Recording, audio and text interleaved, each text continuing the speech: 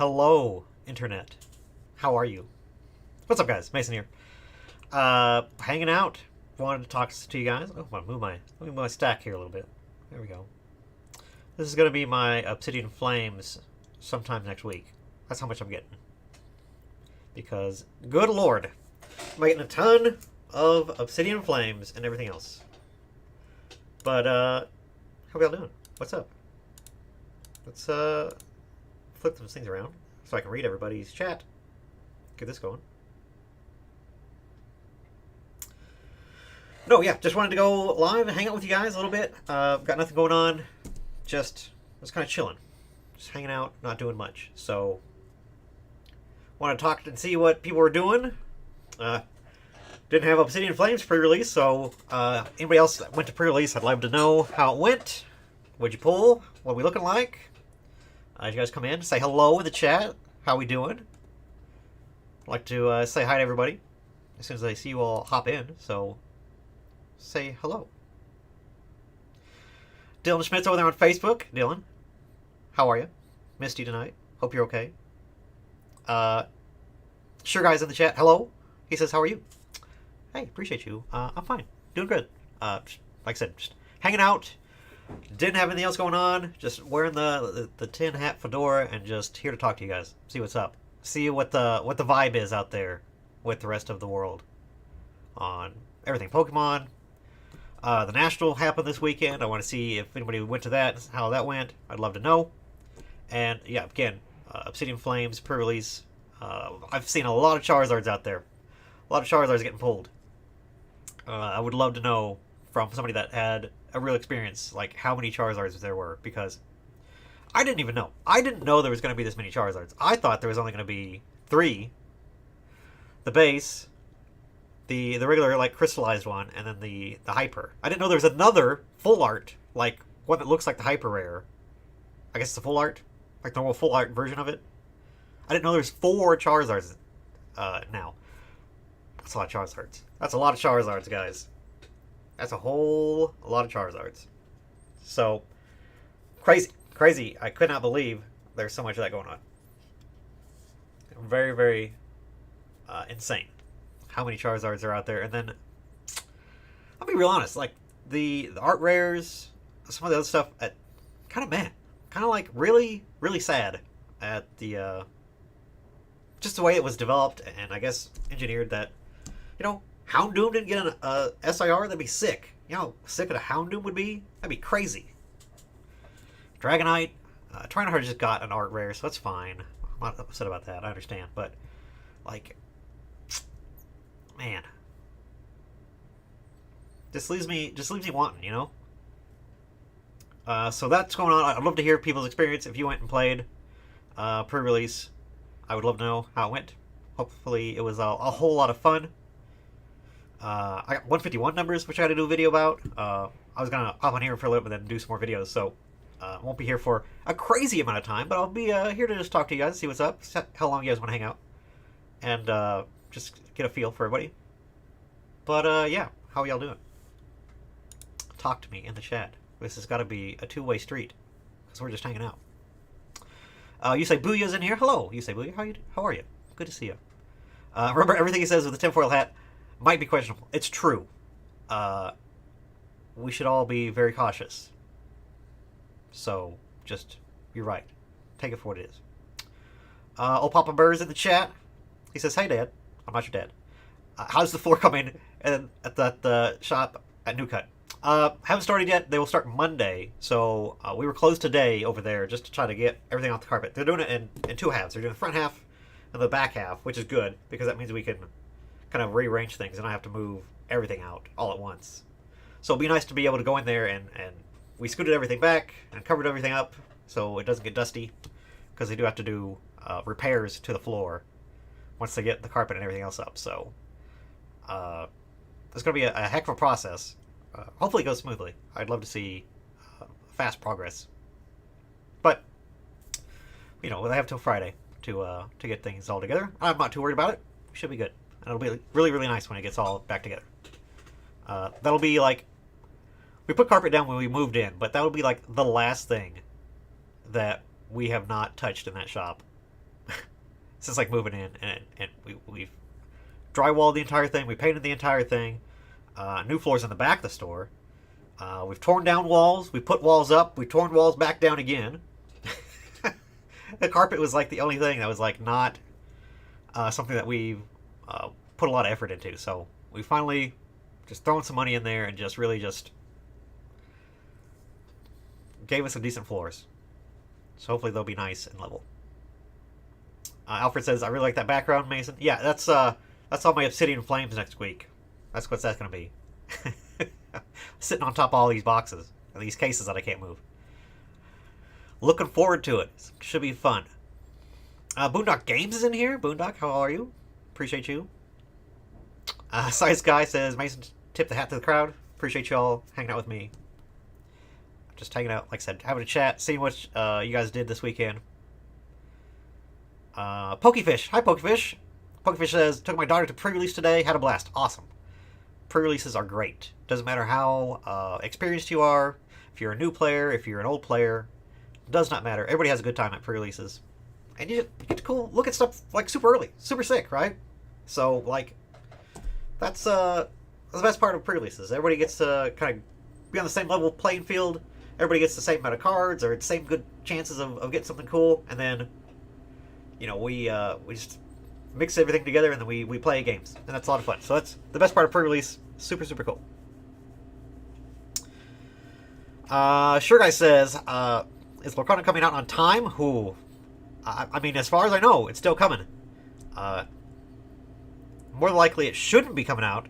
They should probably wait until they have more stock of it. But it's coming out. I guess hell or high water, it's coming out. So,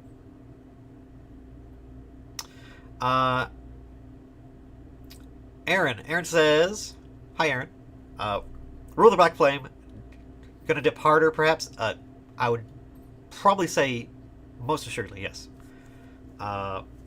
Again, you know, Japanese, English, doesn't matter what it is. New sets, they're probably going to be super expensive at launch, and then they traditionally dip down.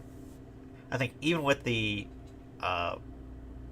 just hype around Japanese product in general, and everybody being all super excited about that, I'm pretty sure that a lot of people are still just distracted by 151 over there.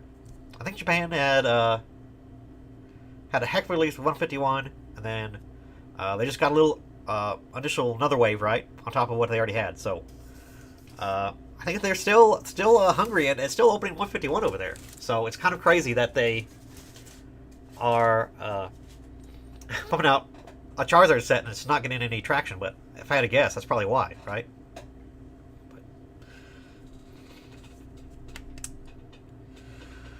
Mike says, how were the allocations? Allocations of what, Mike? Let me know which allocation you want to know. I'll be happy to tell you whatever you want to know.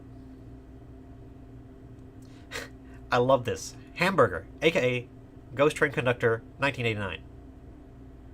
I love it. I love it. Says, all the Zards are atrocious except for the Terra Zard. I'm assuming you mean the one with all the crystals and stuff. Yeah, I agree. I don't think any of the other ones are great. Now, looking at the pictures of the physical card of people that are being pulled, I really do. The Terastallized one is growing on me. I will say. It does look pretty good. So I do think it looks nice, but all the other ones, meh.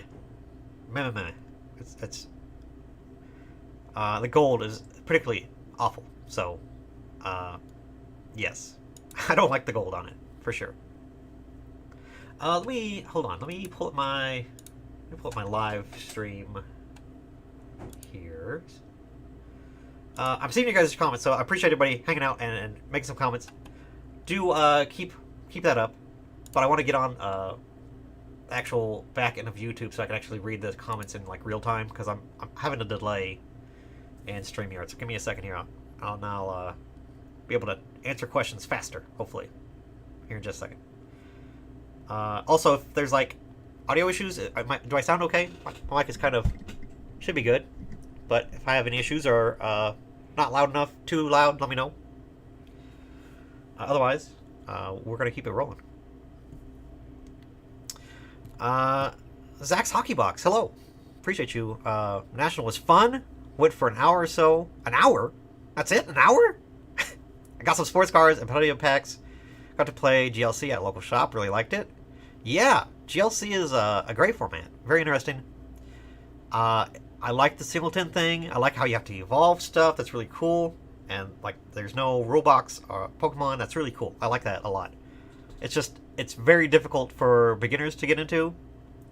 I think it'd be really cool if Pokemon got behind it and kind of pushed it a little bit and made like decks of maybe some reprints of like, not expensive decks, or not expensive reprints, but just like maybe the more popular stuff throughout the years, you know, back in the, you know, stuff that's played in certain decks. It'd be really cool if they went back and made like a GLC like intro deck for a bunch of different types. I think that'd be really cool if they would do that.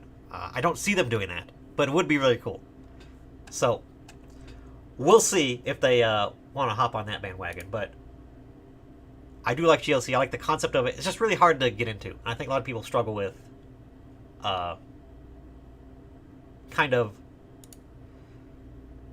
the building, the deck building and stuff like that. There's just a lot. There's a lot to go through and a lot to do. So I can understand where it's a really cool format for people that are super nostalgic and are super into the history of Pokemon. It's just, it can be difficult for people to like build. So okay, finally I have all my stuff up. Man, there's 58 of you guys. 58 of you guys watching me, just talking, and I appreciate that. Thanks so much. Hopefully you guys are all had a good weekend. Again, we're talking the National. If you went to the National up in Chicago, Obsidian Flames. If you went to Obsidian Flames pre-release, heck, if you went to the Flame Tower for MetaZoo, let me know how that went. I'd love to know what the deal was and how all that went, and just anything else you want to talk about. We're here. We're just hanging out. So let's see what's up. Sugar Guy asks, can Obsidian Flame save Scarlet and Violet? Can it save it? If this is supposed to save it, we're going to have a hard time. I don't know. I don't know if we can save this. It's looking pretty rough. If the numbers are any indication, I really do think it's probably not going to do so hot. We'll see. But I would love to know what you guys think of it. And what, again, I don't know anything about the pull rates. I didn't have pre-releases, so I don't have any information like that. Let me know what happened with all that. I would love to know. I'd also like to do some polls. I love doing polls. You guys want to do polls? I think polls are sick. Let me do some polls. How do I do polls? Anybody know? Oh, here it is right here.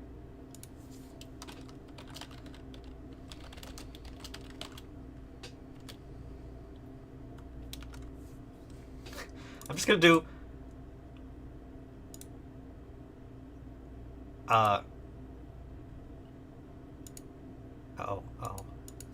We'll do yes, no.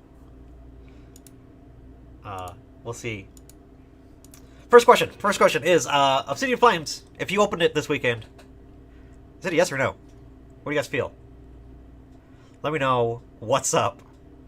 Immediately gets blasted. Holy. Oh, that's funny. That's great. I love it. Very cool.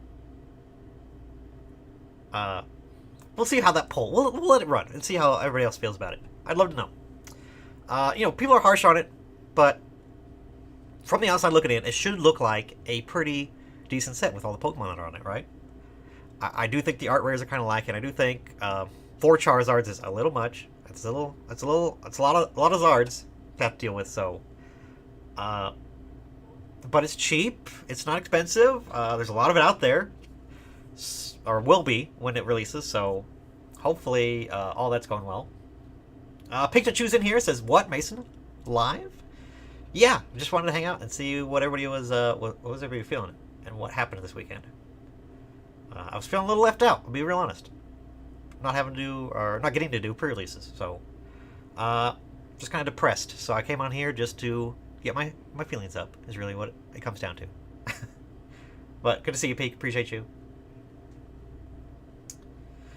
Old Man Jake asks, when will Pokemon Center put up pre-orders for Paradox Rift? probably in like probably the day that Obsidian Flames drops, if I had to guess. if I had any guess, that's probably be how I would expect it to go. Just completely just keep dumping. Just keep dumping on Obsidian Flames. What could go wrong?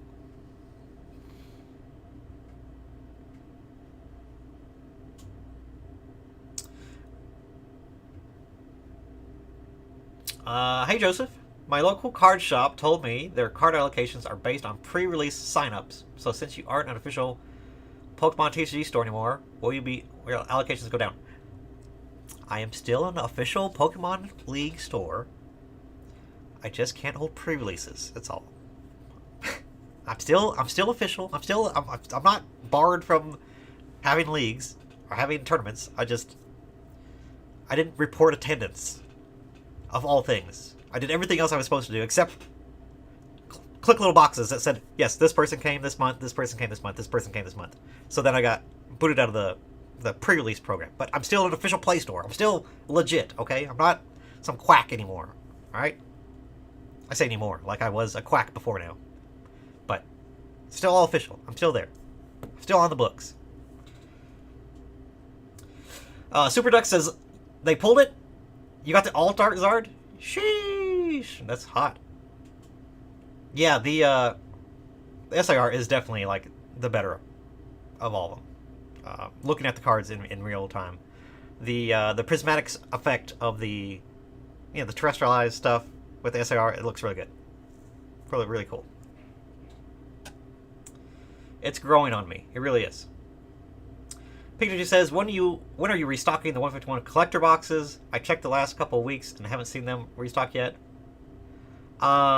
Collector boxes, the UPCs? I should have UPCs up on the website. I think. Am I crazy? Let me go see. Maybe I'm slipping.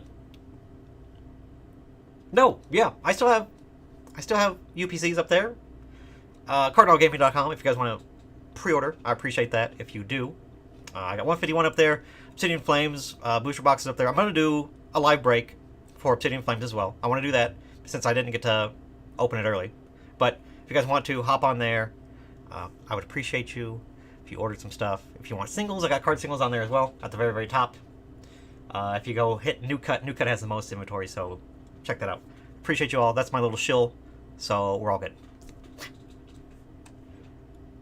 But if anybody wants to do that, I appreciate the support. And I appreciate you guys just hanging out. The Lutic says, how's it going, Mason? Hello. Good to see you. Thanks for stopping in, hanging out. Mike says, Obsidian and 151 allocations. Okay, yeah, I'll just run through them both for you, Mike. So, Obsidian Flames is good. It's strong. It's probably the most upfront allocations we've ever had for a set. We used to have really slim numbers for ETBs. Paldea Evolved had low ETB stocks. Scarlet Violet had low ETB stocks. I got just as many booster boxes as I got ETBs. So, I asked for, I think, 300 boxes of both, and I got 200, more or less, of both of them. So that's pretty good. I mean, it's the numbers really don't matter. It really doesn't matter if you throw in 500, 5,000. It really doesn't matter. They're gonna give you as much as they think you should get. So, and it's all based on your numbers. So, 200 boxes is a lot, though. I'm kind of scared. It's a lot. That's a lot of boxes. But yeah.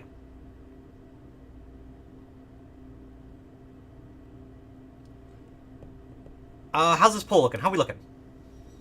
Okay, 50 votes. You guys did good. I appreciate everybody that voted. 42% say Obsidian Flames is a yes. Wow, I'm actually surprised by that. I'm actually surprised. Only 58% of you say no, so that's cool. I didn't know. Look, if you guys are digging it, a new Pokemon's a new Pokemon, right? It doesn't really matter.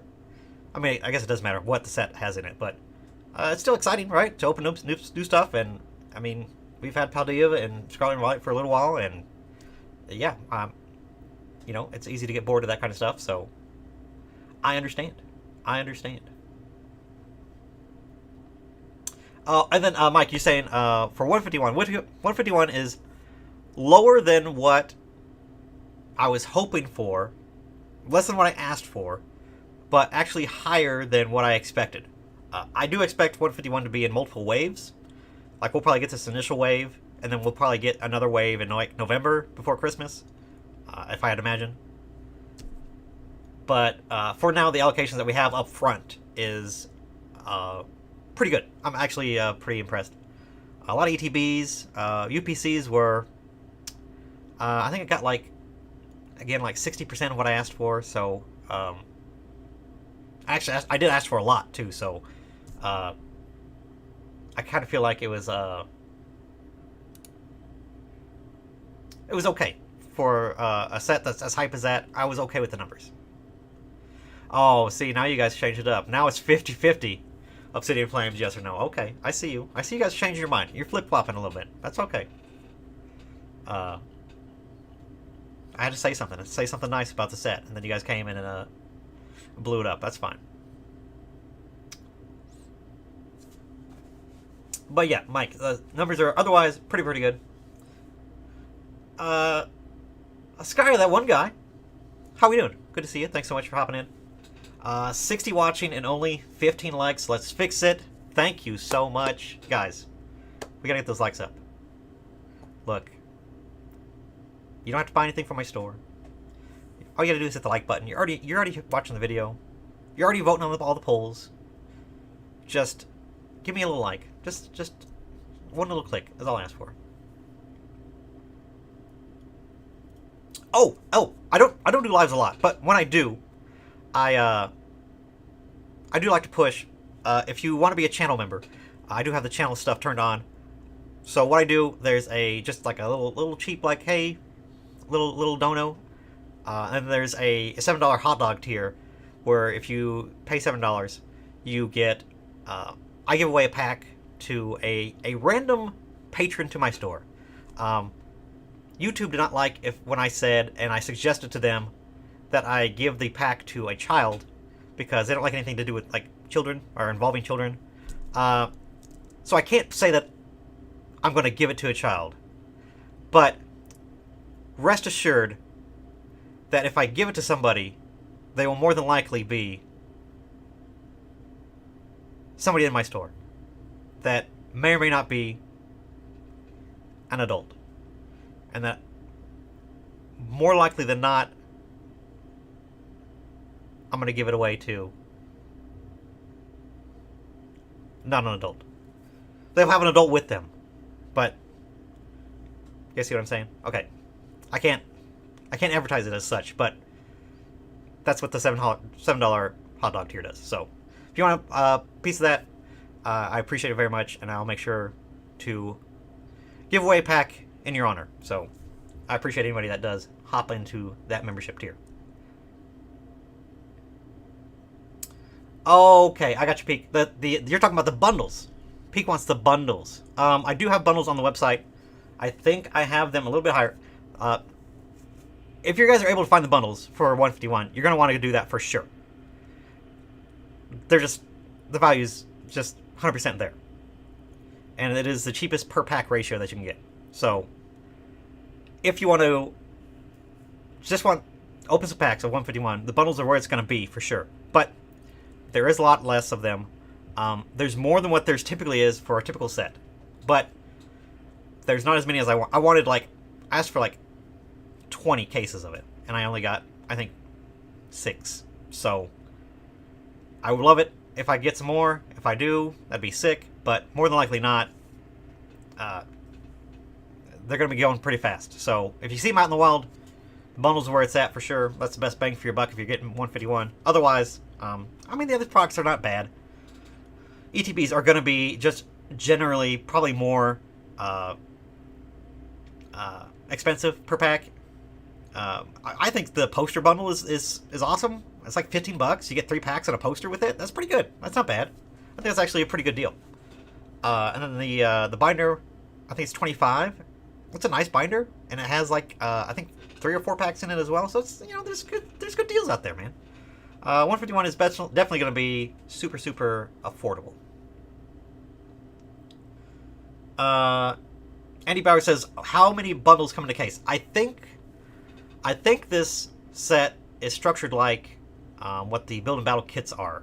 So there's 10. There's 10 bundles in a case. Typically there's something like 24 in a case, or 25, or 30, some weird number. I think it's 10 for the cases of the bundles now, in this for this set. So there should be 10 in a case if you buy a case of bundles. At least that's what I saw. Let's see what else you guys are talking about. I appreciate you guys again. Just keep the chat lively. I appreciate you guys. Awesome. Oh, Zach says he lives in Chicago, so he just went by there. That's awesome.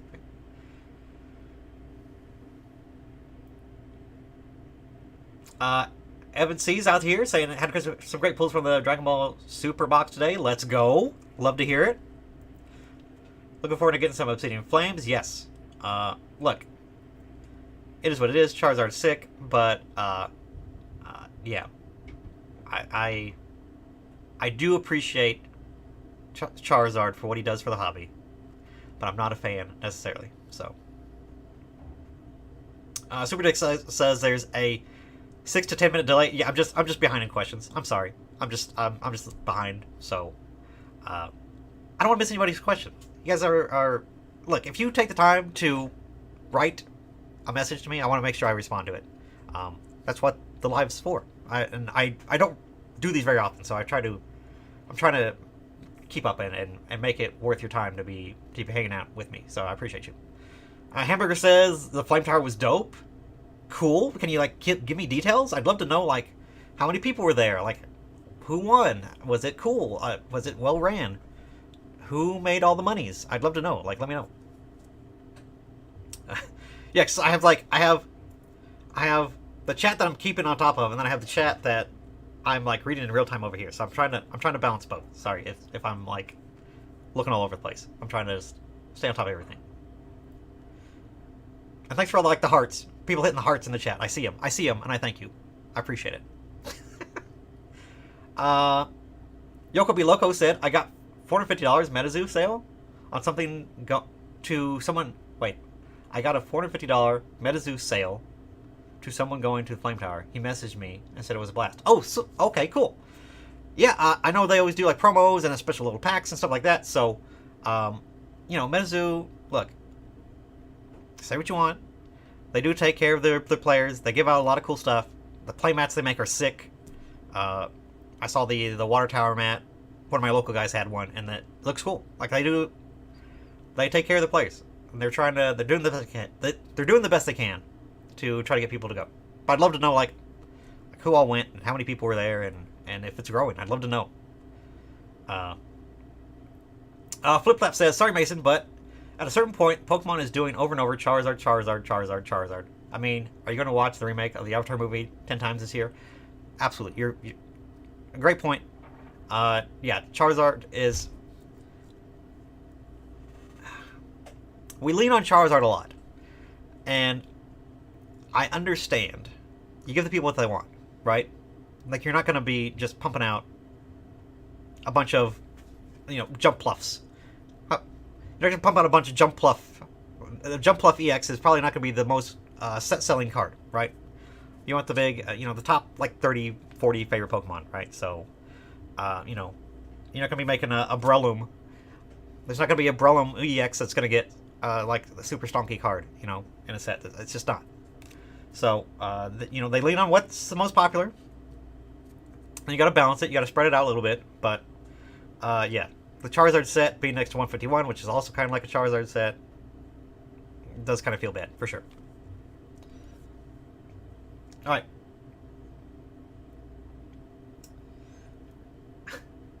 OG Weedle Farmer says, cheap Charizard chase? I mean, yeah, probably. Eddie, I see you. Appreciate you. What's up?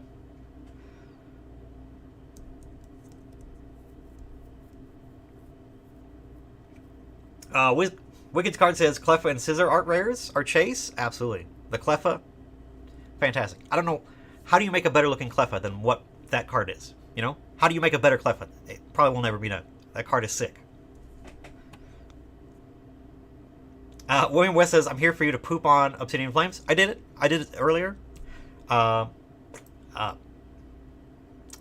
the art rares are pretty weak in this set. I'm not going to lie. The Cleffa and the Sizz are about the only ones that I'm interested in. For real. The Houndour is kind of cute. I like that one a lot. I wish Houndoom had got a secret art rare. That'd been even better. But again, the way that was structured and the way that the Japan release and all that stuff went, it is what it is. It's the way things go.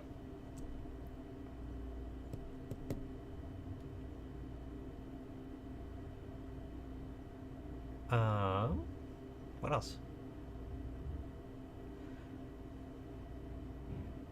Alfred said, since it's only one Japanese set, the pool of IRs and SRs is small compared to Scarlet Violet and P. Yes. Absolutely, you're correct. It's weird, right? Now, if this is how we get on sync with Japan and kind of get like the 1-to-1 sets, I'd be okay with it. I'd be okay with it. I will take a doo-doo Charizard set to get on sync with Japan, so we all release at the same time. That'd be cool. But I don't think they're gonna do that. I think this is just they just flipped them for a holiday and reasons like that. So, but yeah.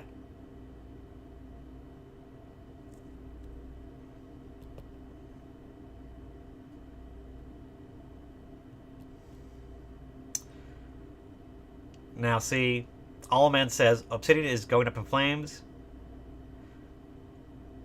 Is my favorite set. What? Obsidian going up in flames is my favorite set. Are you saying Obsidian Flames is your favorite set? Now, I'm not saying this is bait, but are you sure about that? Are you sure? I would love to know. Give me more. Give me more of that. Like what? How is like? Tell me why this is your favorite set. If this is your favorite set, I'd love to know. I'm not gonna knock you. I'm not gonna say you're pulling my leg. But I think you're being. I think this is bait. But okay, we'll play along.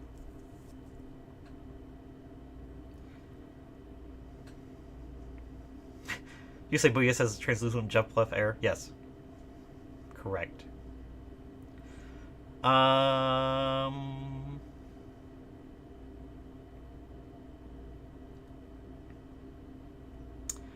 weird. There's a question over here that's not in this other one. Okay.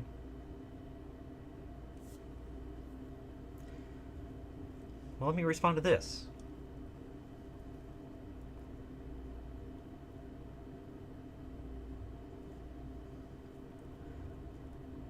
TKO Addict says, did you do pre-release all these stores near me? Didn't have them? Yes.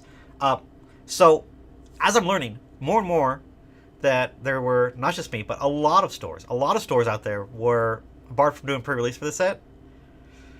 A lot of people, I guess, just... July is the start of a new year for competitive Pokemon.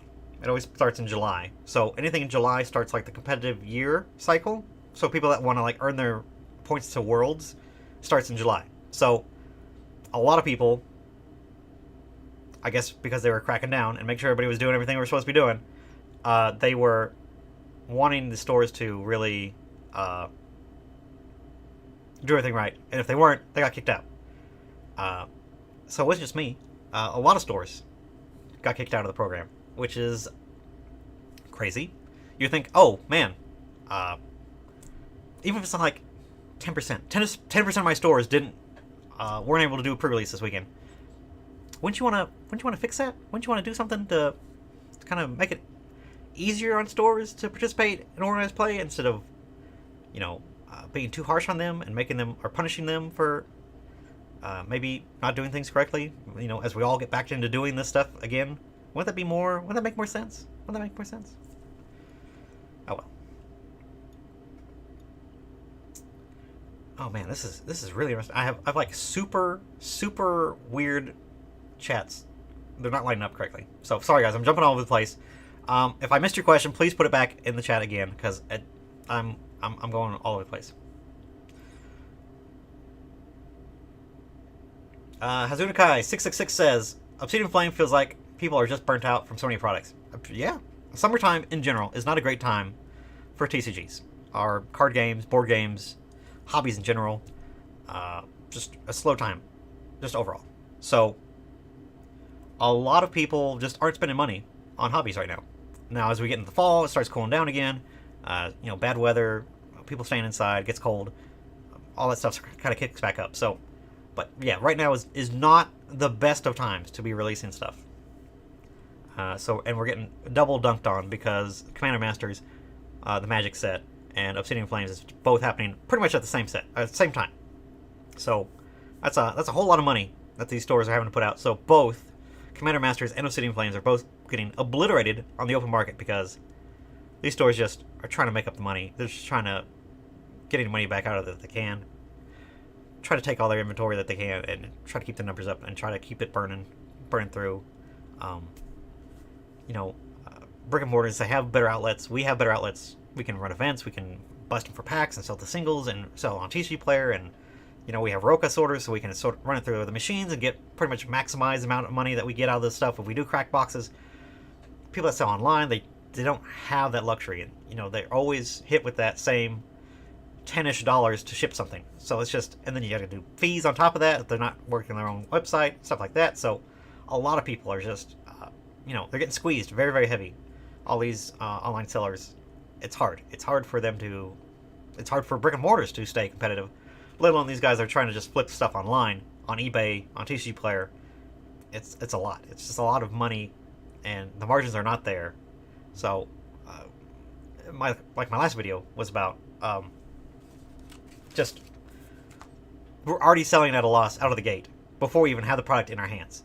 So, and say what you want about the market cooling for Pokemon or Magic in general and just everything, over printed and overstimulated for cards and just lack of money and economic things, but just in general, all that stuff.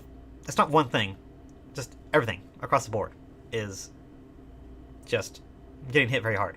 And the tightening of the belts, it took a little while to get there, but we are finally here, where people are just not going out and just buying a booster box every weekend, buying a case of booster boxes, on release, stuff like that. It's just not it's not a thing anymore.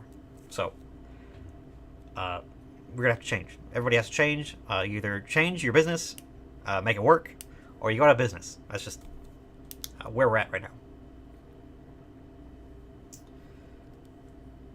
Old Magic says that's a lot of Obsidian Flames booster box behind Mason. Yes, those are. Come next week, this will be all my Obsidian Flames pretty much. They'll look exactly like that for the most part.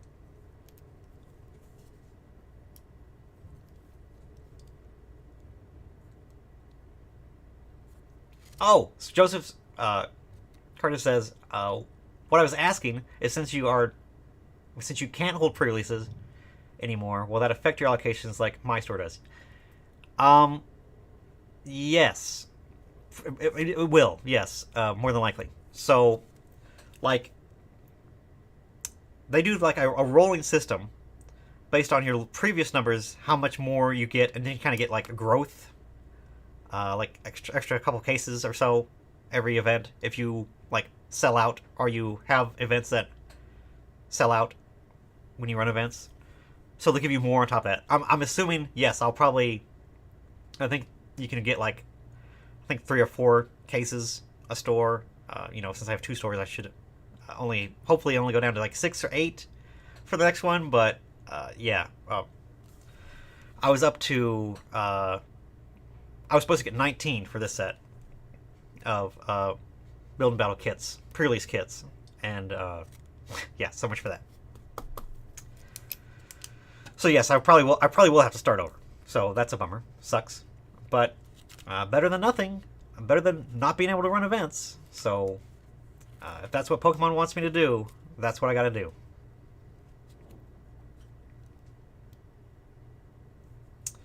Yes, Peak.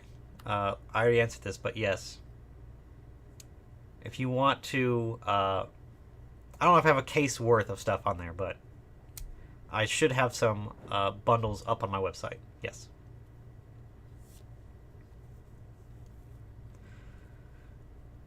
Uh, Yoko Bieloko says, can stores make money cracking packs and selling singles, or do they mainly just take in trades for inventory? Yes, Yoko. The vast majority, or the easiest, the way we make the most money would be to get those singles on trade, of course. Uh, People trade stuff in for store credit. Chef's kiss. I love it. That's the best case scenario. Is people hand me things I can sell in store or online, and get more product. That'd be or more cards or cards that they want to do, whatever. Either way, both of those are great. So either way, I'm winning. I'm winning. I'm getting more on my return when people trade stuff in. We do crack stuff for singles, and since we have the robots, we are able to get through it a little bit faster, get it listed for pre-orders and stuff. Pokemon is it's not there as far as like margins go. Pokemon's rough. You have to sell every holo rare, every reverse, every EX, all that kind of stuff. It's crazy, right? It's a lot easier in Magic because the playability of things is a little more balanced, especially with master sets like this master set. We should be able to crack stuff and make, if we can sell every card, good money. But you're not going to sell every card, at least not right away. So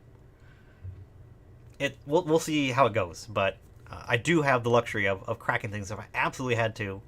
Pokemon, I don't necessarily want to, if I can help it.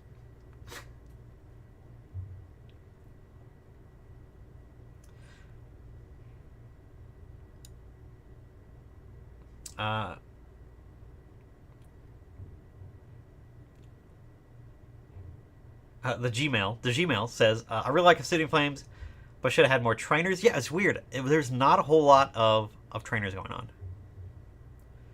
I thought there'd be at least better supporters, better item cards. There's just not a lot of spiciness in this set for something called Obsidian Flames.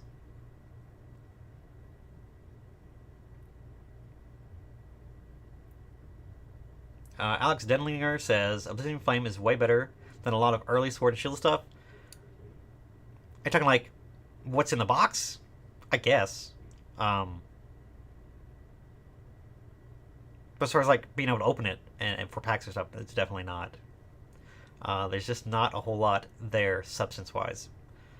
There's not things like playable stuff that holds some value and stuff like that. So it's rough.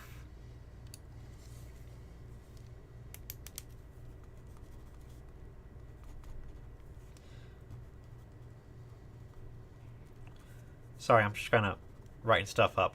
I like doing lives too because it gives me like ideas to do videos about, and then I'll go back and like do videos. So, sorry that I'm writing, but Native Retrospective says there's absolutely no hype on Obsidian Flames. Honestly, Commander Masters looks more fun to open. I mean, you're right. Commander Masters does look a lot of fun. I think Commander Masters is going to be a good draft set for sure, and probably just a set to open just out of sets too. But yeah, Obsidian Flame is not. There's not a lot of decks coming out of Obsidian Flames that I know of, other than Charizard, and when Charizard is the most playable card, it's kind of not a good thing. Old Magic says Pokemon short print booster bundles of 151. There is more than what there normally is for standard sets. I got more than I typically do, but not as much as probably should for a product or a set like this. When there's not a whole lot of anything else, booster bundles is basically going to be like mini booster boxes because they're just the packs, right? So they're definitely the best value, and everybody's going to want them just if you want to just crack a bunch of stuff. Like people doing like box breaks and stuff. Like if I had enough bundles, I would put up live breaks for 151 on my website, but I don't think I'm going to have enough bundles to do that with. I'd like to, but I'm not going to be able to.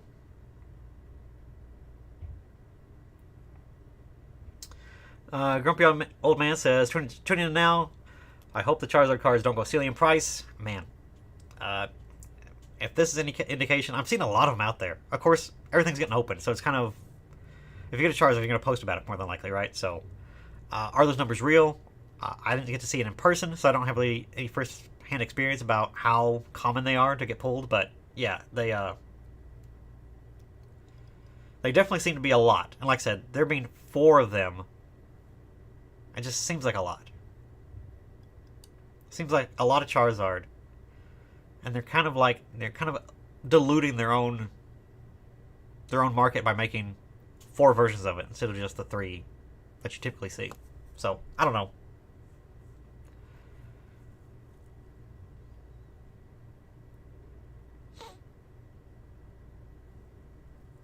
Hector then says, I was just wondering if prices increase per box. I remember like 2 years ago, I got them for $5.10 a box. Hector, you mean cases? Like booster cases? Because that sounds right for booster cases. That'd be what, $90 a box? Yes. I mean, I'm seeing a lot of cheap cases right now. I'm seeing like $600 for a case for Obsidian Flames. If you buy by the case, they're out there. But it is a lot. It is a lot. And it has gone up because our prices have gone up, so yeah.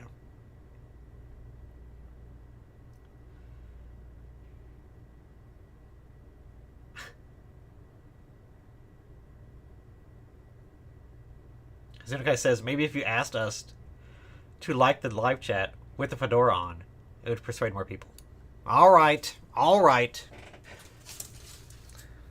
Give the people what they want, they say. Like the chat.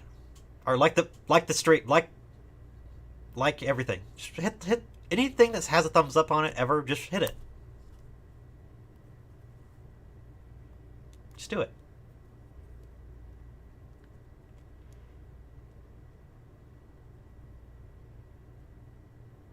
Grumpy Old Man says, I'd order from you, but I'm in Canada and it's expensive with currency conversion. Canada is getting the bum rap for real. Everything's more expensive in Canada. It's like, not just like the conversion rate, but also like things in general. It's just dumb expensive in Canada. I feel bad for you guys. I do have a lot of Canadian people, Canadian people. Jesus. I do have a lot of Canadians that order from me, and I appreciate them all. But yes, it is expensive to ship there, and it is expensive to the exchange. I understand. So it's okay. You don't have to order from me. That's fine. I appreciate just the thought, and I appreciate you looking. James from the Alamo City says, hey Mason, thanks for the live. Smash the like button. So look, it's not just me. Sugar Guy says, did you know Mason was the OG who started the word waifu? I don't know about that one. I definitely used it in a couple videos for sure. And I did the, especially when like, look, when Twice Baked Jake started doing his video, I did follow it up and be like, kind of like, not a response, but definitely talked about it. And kind of covered the spikes and things that were happening. So, yes. Whereas Twice Baked Jake's called them full art trainer cards. They're waifus, man. They're just, it is what they are.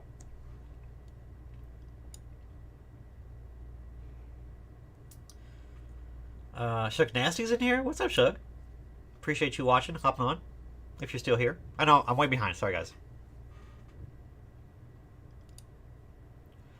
CGX says, hey Mason, as a store owner, how do you feel about the don't buy the pre-sales movement some people and YouTubers do?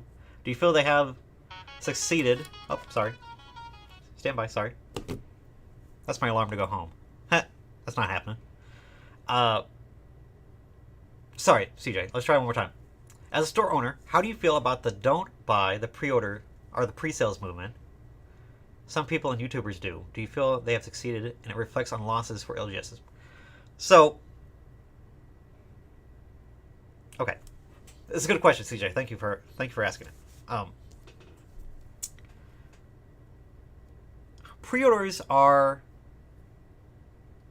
not as important as they used to be. I think a lot of the time, people are using pre-orders as kind of like a way to get money for something that they haven't bought yet, which is That's what a pre-order is, right? But things are just so widely available now. You don't really have to worry about not having to run out and find something the day of release if you have to, right? Most of the time, you go walk into any store, GameStops. You can walk into game stores around the country. You can go on Amazon and buy things, and get it release day. So pre-ordering is not as important as it used to be. Zung Funk, you got a very good ear. That was absolutely the moon theme from DuckTales. Very good. That's you win a prize. I don't know what you get, but you win a prize for sure. So, yes, a lot of people use pre-order and say, "Hey, let's lock it in." Thinking like of Champion's Path, that type of range, and people with pre-orders, just so you make sure you had it, right? You don't have to worry about running around because you just get it, right?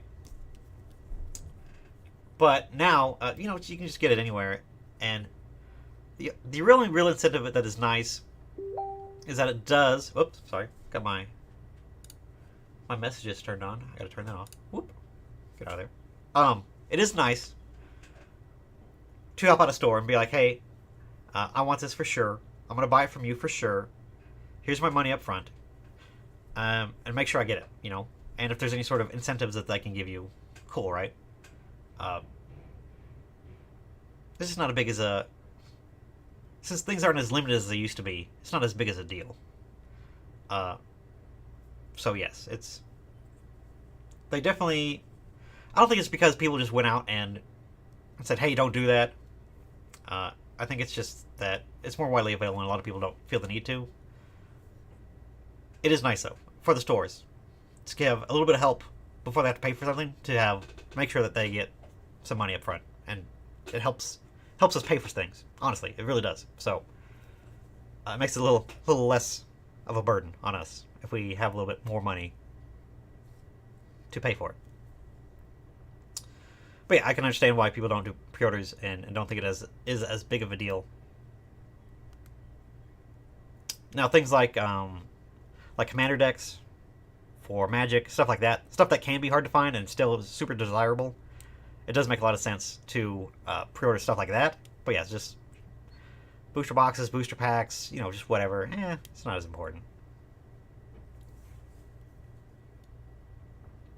Now, what has burned us on that, CJ, is that people that took advantage of that stuff and that asked for pre-orders way and super in advance, stuff like that, they can get themselves in trouble when, if they get behind in payments, or like right now, pre-orders ain't popping, so they need that money to pay for the bills now, right? And there's a lot of stores that got themselves in trouble when that type of stuff happened, when they would be paying for stuff and taking pre-order money and then paying like salaries and stuff right that second with that type of money instead of keeping it for the pre-orders like they should. They would just use it up, and they just thought that gravy train was going to just keep going forever, right? So not really the case, not a thing. So but yeah, it's not as important as it used to be, basically. But I do appreciate the question. That was a very nice question.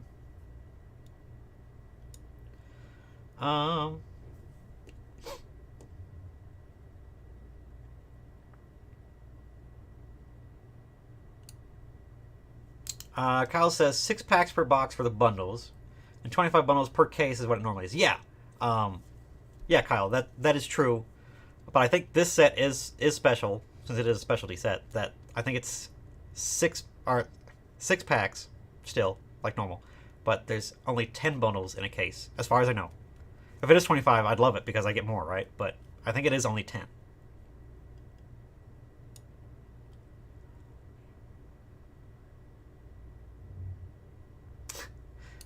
Yoko Biloco says, I'm sorry that Pokemon has been dumping on you so hard, Mason. I feel like it's somehow all my fault. I don't know why are you so hard on yourself? It's not like that. It's fine. We're gonna be okay. Look, all things considered, we're fine. We'll be okay. I appreciate you. But don't feel bad. It's okay. Evan C says, as a master set collector, I'm glad Obsidian Flame is going to be 20 times easier to complete than Paldea. That is true. Not as many rarities to chase after. It seems to be more common, so yeah, it makes sense that, yes, it should be easier to complete. Maybe Pokemon's listening about that kind of stuff. I think you are supposed to catch them all, right? So if they make it impossible to catch them all, it does kind of start to be annoying. So I understand. I am interested about that, Evan. We'll see if it is easier to complete or not.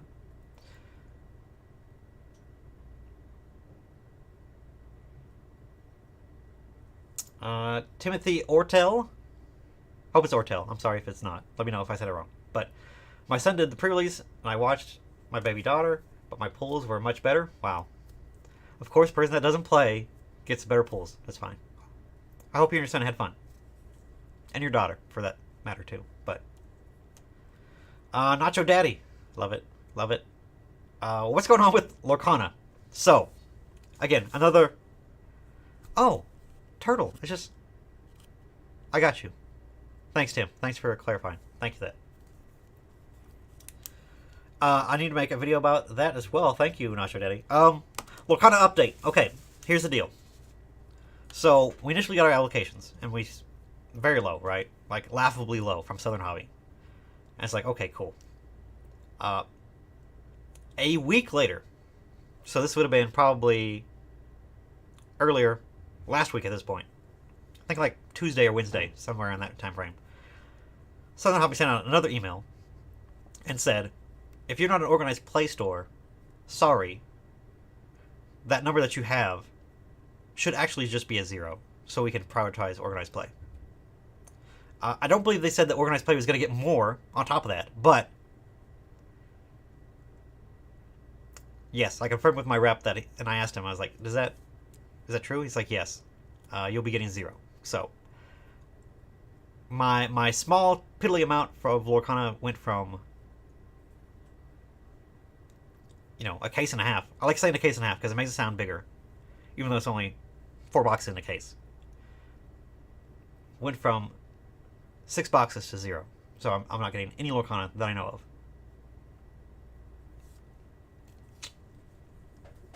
Love it.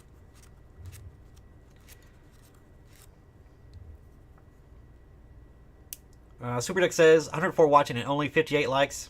Guys, look. Hit the like button, would you?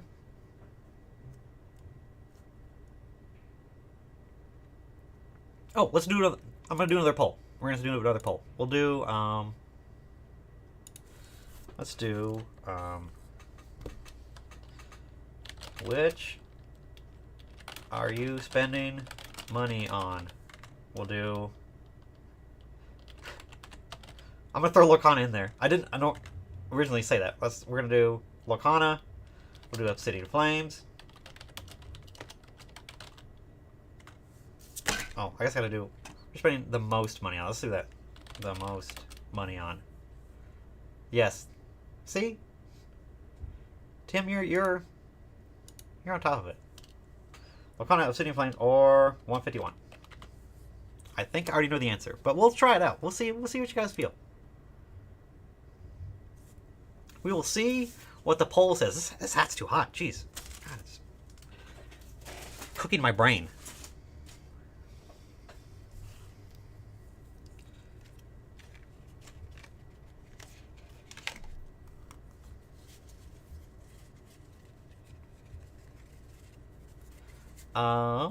While you guys are doing that, have a little funsies. A little fun with that. Professor Oak's in here. Oak, how you doing? Thanks so much. Appreciate you. Hope you're doing good, buddy. Mike Grant says, Mason, if you ever make it to Phoenix, we will take you all to the best food in the valley. Sheesh. Dude, don't tempt me with a good time. Never been to Phoenix. I grew up in California. Been to Vegas a few times, but I was never never made it to Phoenix.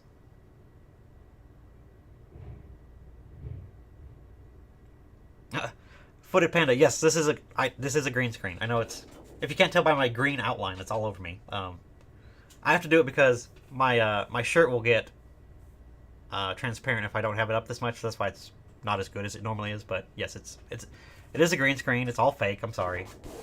You know, some people say I don't even own a store. It's really just, it's all fake. It's all a green screen all the time, maybe.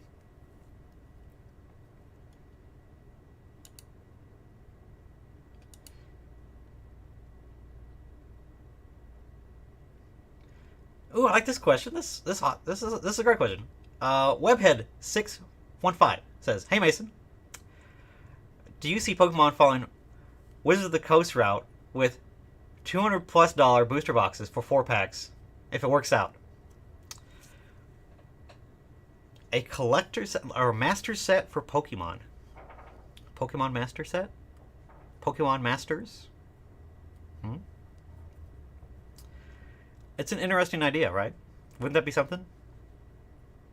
I don't know how it would work, and I don't like the idea of breaking up product in different types of booster packs. That you can get certain things in this pack, but you can't get it in the other pack, but this pack has foils for this one doesn't. It's just super confusing. It's very hard to explain to somebody that is trying to buy something. If you want to do this, buy this one. If you want to do this, or you're looking for this, buy this one. If you want this card, gotta open this one. It's very confusing. So I don't see Pokemon doing that just because the casual consumer, the person that buys it at Walmart, Target, or maybe goes into a game store, they don't want to be bombarded with a bunch of decisions. Because most people, if they have to make a decision or try to put any thought into buying something, they just won't buy it. It's not worth the effort. So, especially on like an impulse buy. If you have to impulse buy, it's not an impulse if you have to think about it. That's the whole idea of an impulse, is that you're not supposed to think about it. It's supposed to be something you do. So, I don't see Pokemon doing that. I like the idea. I don't like the idea of it. But I think conceptually it'd be really cool. Like, maybe like an all like reverse and then hollow pack. Or maybe it has multiple like guaranteed like full arts or something like that. That'd be crazy. But it'd probably do pretty well. I don't know. I like the idea, but we'll see. We'll see how it goes. I like where your head's at.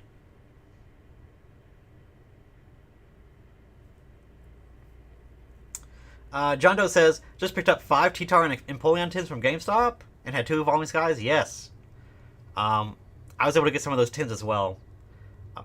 The last time I bought from distribution and they said a product had Evolving Skies in it, it did not. And I bought like 15 cases of it. So I was like, okay, they burned me on that one. Thanks a lot.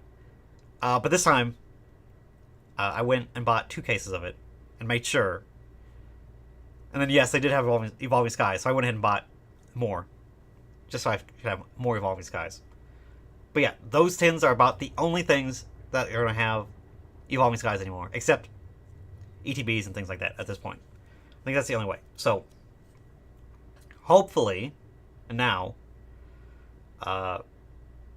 those tins will get around and the prices will be stable. And anybody that wants kind of like a last call for things, those tins are basically going to be all that's out there. Hopefully. Not hopefully, but if you want to get them, you have a product to look for now. And it's not just going to be a guess, whether or not you get Evolving Skies. So,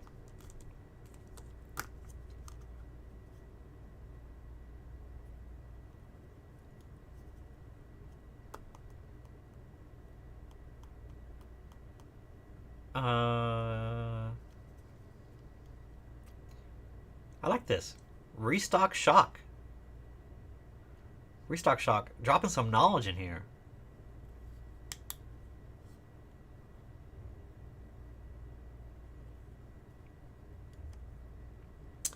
How about this from Bill Richards? It says, I noticed that the vendor is pulling almost all the Pokemon products from Walmart shelves. Just stocking Mimikyu showcase boxes. I don't know what those are.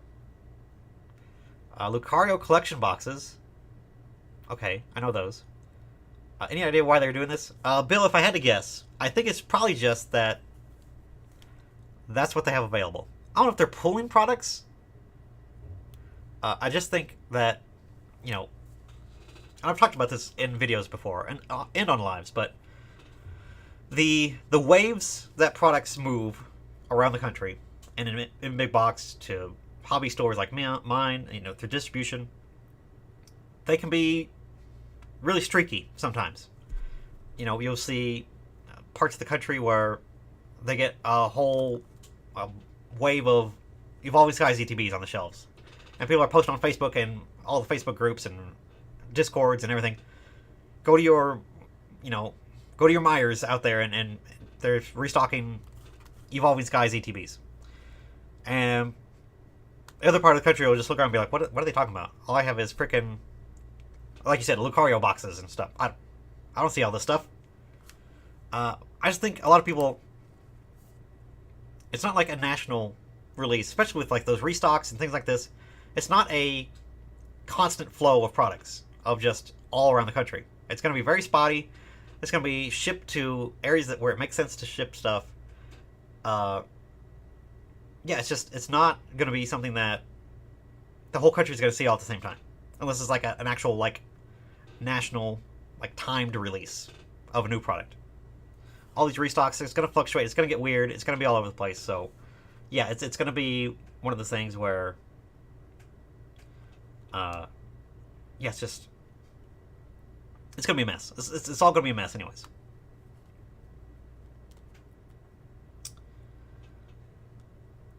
Chris Flores says, do you think a lot of the cards are going to continue to fall in value due to overprinting? I remember that the RCSV alt art being like $70. Now it's like $25. Do you think some cards are undervalued? Do I think some cards are undervalued? I don't know if cards are undervalued. Now, for the price of some booster boxes and the price for some products, it doesn't seem to make a lot of sense.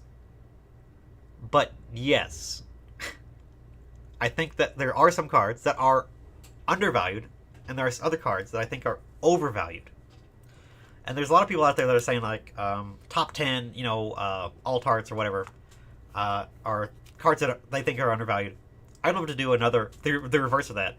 I want to do a top 10 of cards that I think are overvalued. And just maybe pour some hot water on cards that I think are too expensive. But, like you're saying, Chris, with the RCSV alt art, yeah, it could be super, super undervalued. I think there are some cards in these, you know, the sets got overshadowed by like Evolving Skies, so like maybe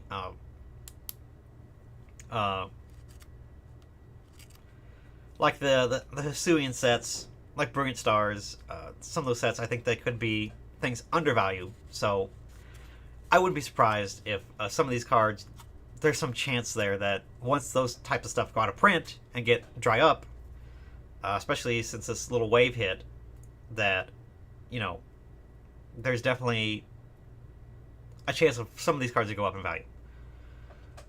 I say that not to pump them, but to be like, you know, there is a time frame for all these products where there's a chance for things to be waived, or, you know, things moving in and out of stock. Prices go up and down all the time. It's going to move in those type of directions of up and down, sideways type of stuff, right? So I think a lot of the stuff that seems cheap now compared to everything else, I think it's more of just all the other stuff is overvalued, perhaps. And those types of cards are actually probably genuinely as cheap as they should probably be, or the price that they should be. So, but I do think there are some cards out there that are silly cheap, and I think there's some cards out there that are really stupidly expensive. For example, the Galarian Slowbro, or Slow King, alt art. What is that, Chilling Reign? It's like $40 or something silly. Like, dumb expensive. Why is that card that much more money? When, like, the Celebi card in Fusion Strike is half that price. That card has moved recently. But when I was looking at it, I was like, okay, comparing one thing to one thing, fundamentals versus fundamentals, popular Pokemon versus not popular Pokemon. These prices don't make sense.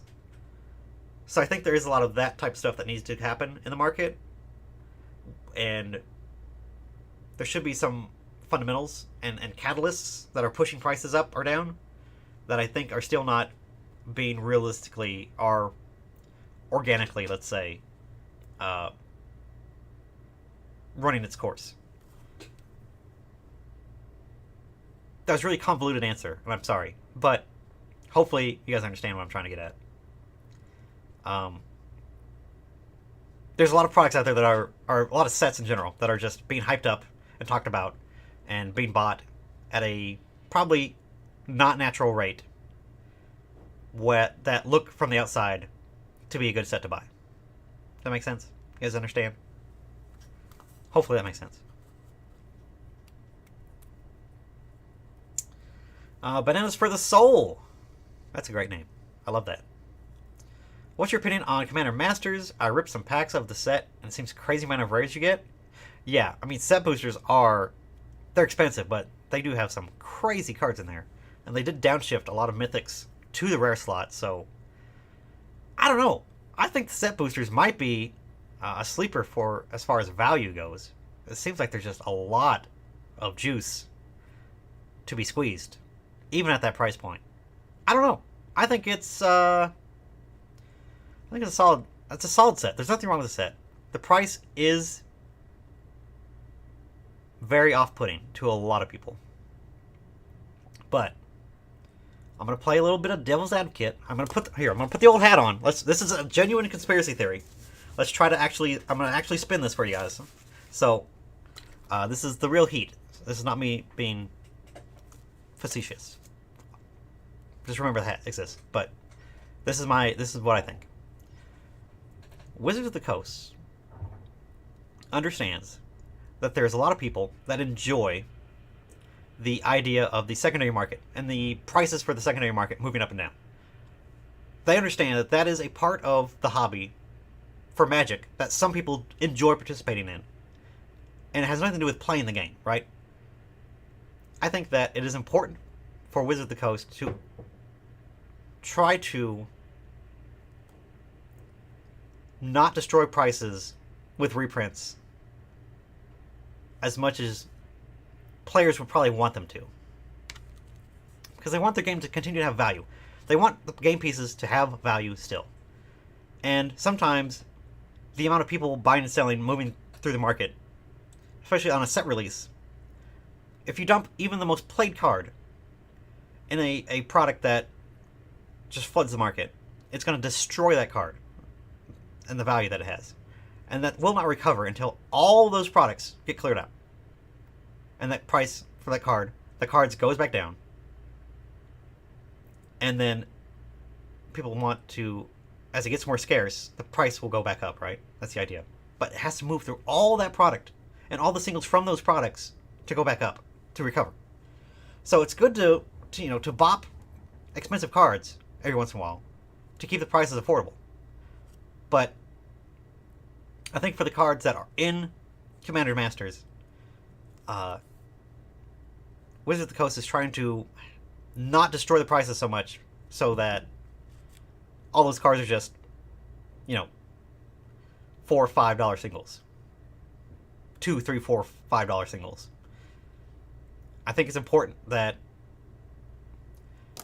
the higher price point will drag out the product being open, and it's going to keep the prices higher. Ideally, right? I don't know if it's going to work for this set. Because if we go too high, and the price for the box goes too low, stores aren't going to sell those boxes at a loss anymore. They're just going to crack them. Magic has... There's an out for Magic for game stores that is not in place for Pokemon. So, where we would otherwise see kind of like an equilibrium happen there, that's not going to happen because if the price just keeps falling, stores up here that have to get more money out of these products to not lose money, they just get cracked. But the price just keeps falling for the boxes. It's not going to stop the price of the boxes falling because there's already too many people that just, I'll be damned, I'm just going to lose money. No one's going to hold sealed product. Not right now. Now is not the time that businesses are going to hold these products. So the same thing is happening with the Obsidian Flames, and it's happening with Commander Masters. The only difference between Magic and Pokemon is that Magic has an out where I can sell those cards from those boxes and recoup my money. Pokemon, I cannot do that. There's too many people that don't understand business that are opening Pokemon that are going to make it so that it's not profitable to open boxes. There is no scenario where I can open up a box of Pokemon and make money.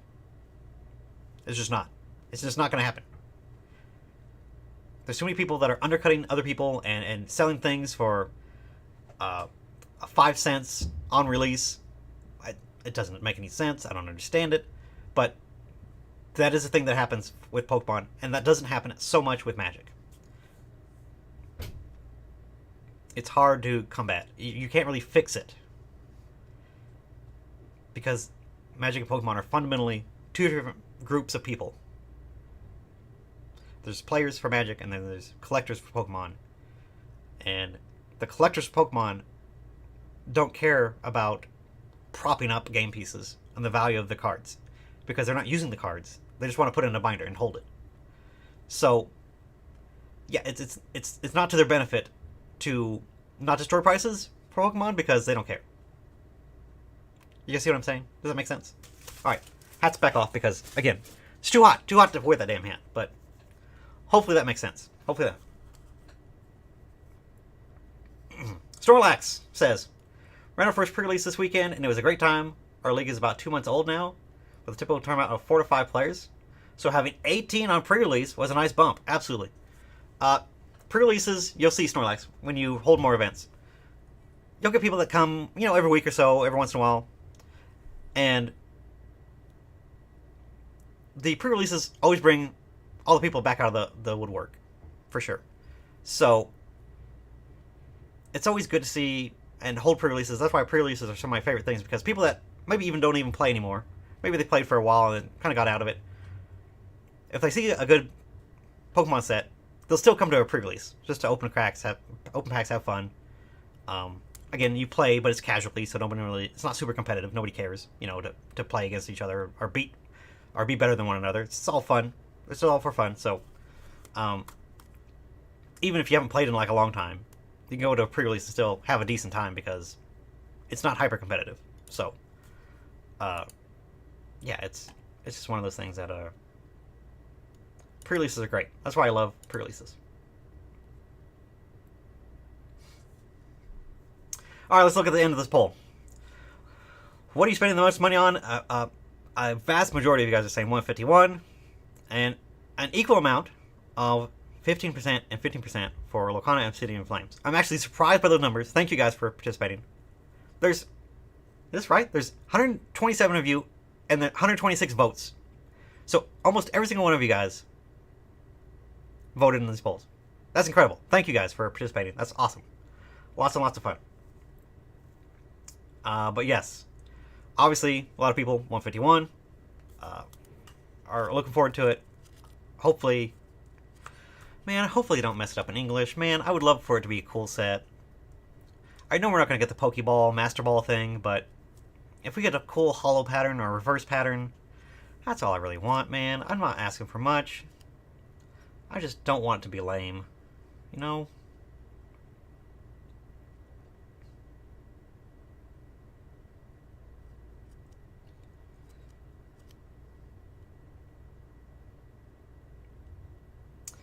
And I lost my spot, sorry.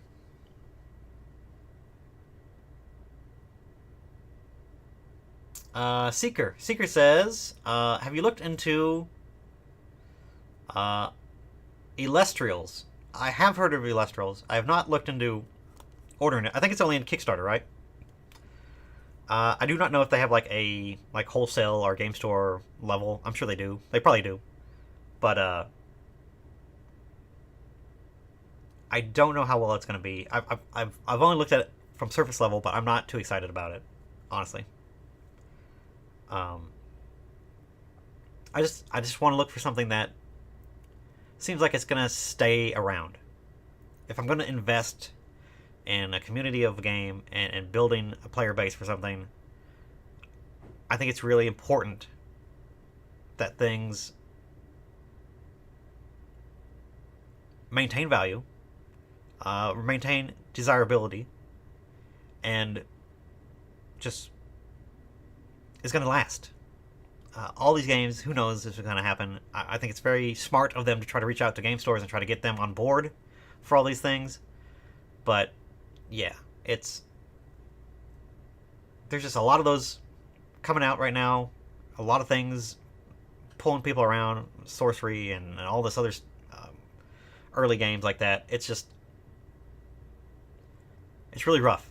If you're starting a game or a TCG right now, it's a rough market. It's a downward trending market, and there's just a lot of them out there. So you really have to look or be something special that stands out, or else it's not really going to make it. Mitchell Ryan says, "Hi Mason, love from Australia, dude. Thank you, I appreciate you. I don't know if it's late or early for you, but hopefully you're having a good time. Appreciate you."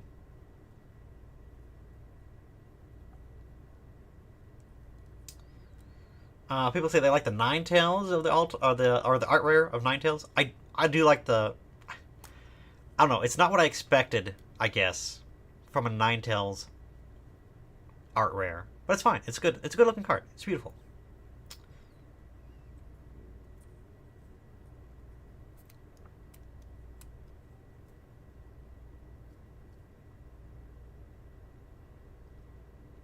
Cyclonic Force says he loves my background. Yeah, I love all this Obsidian Flames I'm sitting on. Yeah, this is gonna be great.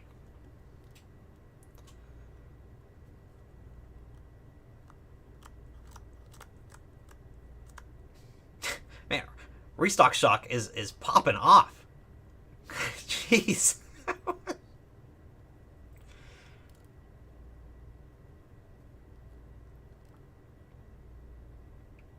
Yeah, I mean, okay.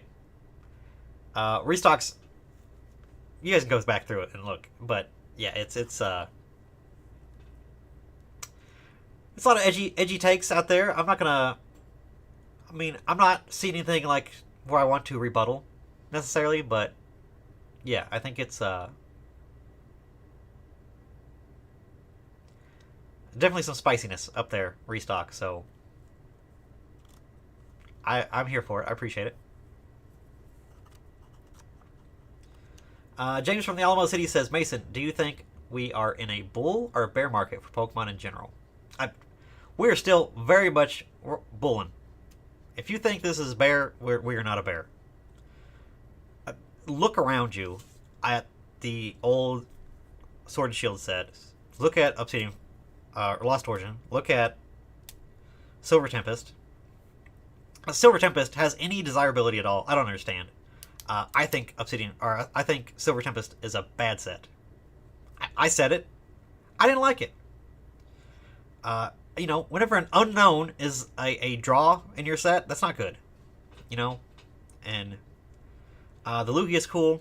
Obviously, the deck archetype is super popular, super strong, especially at the time. And it definitely was a time where things were harder to find, for sure. But yeah, if we were in a bear market for Pokemon, all those things would have it'd be just when we had this restock, everything would have just went to just absolute hell. For people dumping, people getting scared, getting rid of their stuff. People that are sitting in boxes would have dumped them and panicked and got out. we're still doing okay. We're still very much on an upswing. Are we cooling? Yes, of course we're cooling. But yeah, I don't think, if you look at the market as a whole, we're still way up. We're still doing. There's still a lot of people here. Still a lot of people interested. I have 141 people listening to me talk about a bunch of malarkey. If that's not bullish, I don't know what is. So we're doing great. I wouldn't be upset with if the market stayed as it was. I wouldn't be upset. I think we're in a good spot. People still love Pokemon. People still open Pokemon packs. Just not as much. It's okay. Black Belt Knob says, Japanese 151 is the play. English will be overprinted. Okay. Let's break down why Japanese is a play. Okay? Let's break it down. This is gonna get spicy. Maybe I should put the hat back on. I think I should put the hat back on for this, because this is gonna get a little wildin', and I want to do a video about this too. I'm gonna write it down. I'll give you guys a little Cliff Notes version, a little teaser. Okay. This is why Japanese is stonk hype dog, super whatever, right? The deal with Japanese product is that it is superior in quality. It's the best you can do. It is easy to grade. So all the people that love to stonk and talk about grading stuff and flipping and making money, all those guys are going to Japanese because it's easy mode. Japanese is easy mode for grading things. So yes, all that stuff is going to be super hyped, and when you can sell things for more, it goes up in price. And you're talking about a country half the size of California producing a product that they openly don't want people to sell outside the country. So yes, the incredible demand on the Japanese product means that everything in Japanese goes up in price. When you have a product that is made for a small country that has worldwide demand, and people are making money by exporting it and dumping it under the market and selling it to a bunch of dummies in America and all the rest of the countries around the world, it becomes a runaway train of demand versus who's wanting to pay more and who will pay more versus people that taking advantage of their allocations and their stock from Pokemon Japan. You have these two balances of those two people, right? And if you were offered 4 or 5 times MSRP on a product to export it, throw it in a box, slap a label on it, chuck it out the door, people begging for an opportunity to buy it from you, of course, they're going to export that shit. And what does that do in the country of Japan? This product in Japan, because there's none of it left in the country, the few stuff that is in the country blows up in price. And then Americans see the price of Japanese stuff, and they're like, oh shit, all these cards are super expensive. Well, I gotta buy some more. So they go back, and they buy the next sealed product, because all the stuff is ballooning in price, and they see the prices in Japan, and it just feeds itself. It's a revolving just blender of hype and scummy money making, and just the highest bidder gets the product, right? That is free market, yes. But you're only looking at prices in Japan and the prices of singles in Japan, and then the rest of the world is buying based off of that one country's pricing.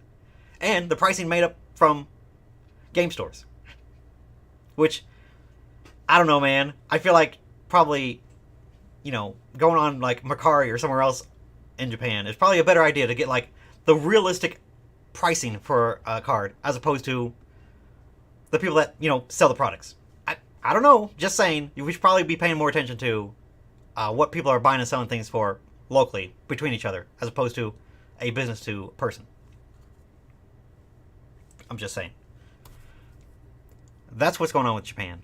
That's why Japan is so crazy in pricing. And that's why Sealed is doing what it does. You have a tiny country trying to supply the world with products. And the world is basing the contents of that stuff on Japanese prices. Huh. What? Man, what a crazy concept. That's all right. We gotta take that off. Or we're gonna get real dark real fast if we keep that on. Okay.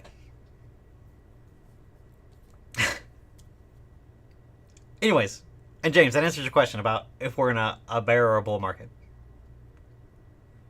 It is still irrational, for sure.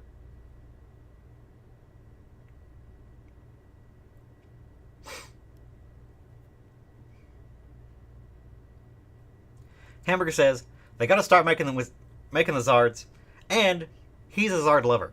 I understand. That makes a lot of sense. Ooh, man. See, I get all worked up. I get all choked up. Jeez. Got it. All right. Okay. All right. New poll. I'm being a little inflammatory, so let's do this.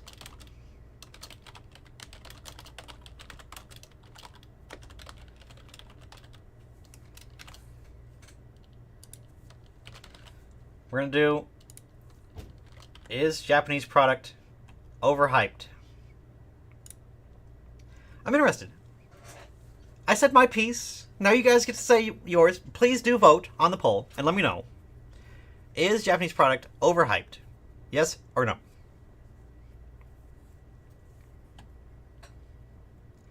We will let that run and see what you guys thinking about that.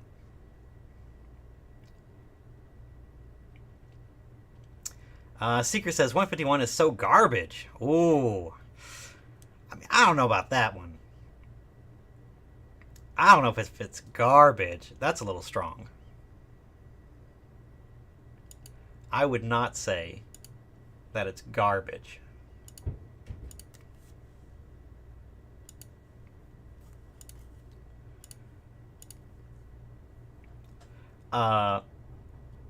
That's a rough one. That's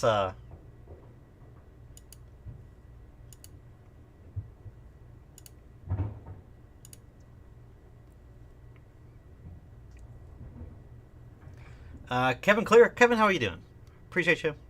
Always hopping in, always commenting. I appreciate you. Kevin says, this whole block is doomed. Pokemon is reckless at this point. Now, man, we're going off tonight. You guys are hyped because I'm hyped. All right, cool. I like it. So, reckless. Reckless is a if you guys don't follow Pokemon Classics, go sub to him. He's great. His videos are very informative. He's a teacher, so he has like a natural knack of like explaining things and dumbing things down for the rest of us simpletons so that we can understand higher concepts. And he does a great job. Pokemon Classics, go sub to him. He talked about at the end of like a super hype period for something, the hype dies for whatever it is. You know, fidget spinners, you know, whatever it is. I know a guy that's sitting on cases of fidget spinners that was a victim of the bullwhip. Somebody that bought them, went really hard into them because they were selling all over the place, and everybody had them. Every store had them. And he still has cases and cases of fidget spinners, and nobody's buying them. Nobody wants them, and you know, by the time producing them caught up with demand, there was so much of them already on the market, and then it fell off a cliff. Right, like everybody got out of fidget spinners. Was done with, right? So this dude still has like a ton of fidget spinners, and it's just like, how do you what do you do? How do you get rid of that? Pokemon could very well be, to your point, Kevin, being reckless with how they are producing products and producing the quantity of products, right? But it's super delicate how you balance how much product you have and demand, and then how to maintain that. It's very difficult. It's very hard to, especially when you're talking about when you're printing billions of things, billions with a B. How do you gauge one set to the next? And you have to have this all ready to go before you get that stuff, right? So you're trying to think of like, okay, what do we focus on? What do we print? Do we want to print old stuff? We go back and print old stuff that is super expensive. We want to focus on the new stuff. How am I going to make this most money? Do I stop making booster boxes so I can make more ETBs so I can make more money? Do I make more booster boxes to save money on shipping? So I pack all those boxes and try to just flood the market with product. Like how do you balance that stuff? It's very difficult, and it's a job that I wouldn't want to do because it's hard. Pokemon in particular, Pokemon is not something that is going to die outright. Pokemon cards are not fidget spinners. Pokemon cards have been around for years and years and years, but we have seen a spike in desirability. Have we seen that fall off a cliff? No, we have not. So how does Pokemon recover from something that is maybe cooling a little bit? You just had a price increase, and you just changed from generation. A lot of people are saying, "Ooh, it's different. I don't like it." But how do you scale it so that it's a gentle, like leaf or feather falling, as opposed to falling off a cliff? It's very difficult. It's very hard. I think they are trying to be cautious with 151. I think they're trying to be smart about it, of how they produce, but I think it's hard. It's just hard. You can start and stop things production wise at a printing facility, but it does cost money. It's not like, oh, they bought a printing facility, they can print everything for nothing now. It's not. It's definitely cheaper, but it's not like I can do a couple hours of this set and a couple hours of this set and a couple hours of this set, and then we bundle it all together, and then we just print to literally print to demand based on daily sales. It's not that easy, unfortunately. You got to do it cost effective where it makes sense, and there's a lot of technical stuff and printing plates and presses and cutting, and it's complicated, right? So I don't know if Pokemon is being reckless. Reckless is a strong word, but I think they're trying to navigate it and make it and see, are we going to keep falling? Are we going to keep declining a little bit, or are we going to stabilize and kind of like level off? And I think the production of cards will definitely have an effect on that, and definitely play a part in how we feel about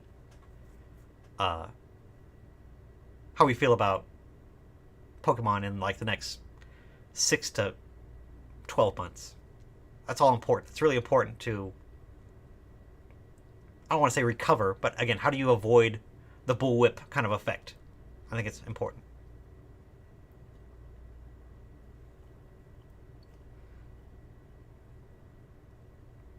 But I see you, Kevin, and I appreciate you chiming in. It's like this comment from P. This is going back a little bit way when I was comparing Pokemon and Magic. P says it wouldn't work for Pokemon because Pokemon doesn't have cards that will be worth it. MTG can get away with it because they have expensive reprints that purposely put into those sets to give it value. Absolutely, yeah. You can print 1,000 Charizards, but they're all going to be different, right? You can't reprint. I guess you could. You could reprint like a base set Charizard, but it wouldn't work the same. It'd be really. That's a slippery slope, and it's dangerous. And besides the logistics of you'd still be able to tell a difference. It wouldn't make any difference if they went back and reprinted base set, for example. But yes, you're correct. You can't reprint, I don't know, a Crystal Lugia today and have it be like worth the same value as older Crystal Lugias. I don't think you can do it. It'd be very difficult.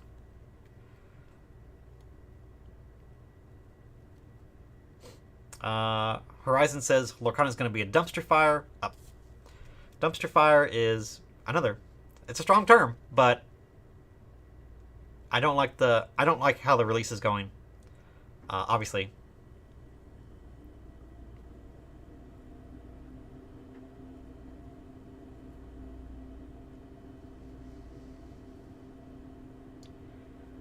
Monkey says, "Hey, it's Rudy." I'm not Rudy. I'm just a guy that steals his background. That's all. I'm not Rudy. I'm just...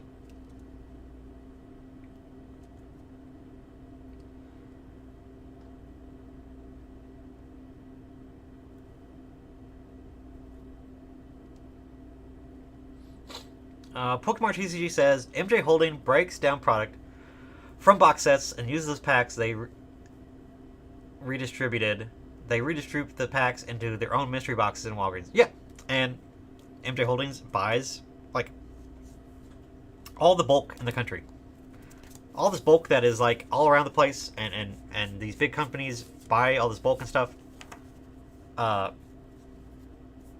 All these types of bulk that you might sell to Safari Zone or Troll and Toad, people like that. They do their own stuff with those, obviously, but they also sell that stuff to MJ Holding and other like companies that stock big box stores and things like that to do mystery boxes and things.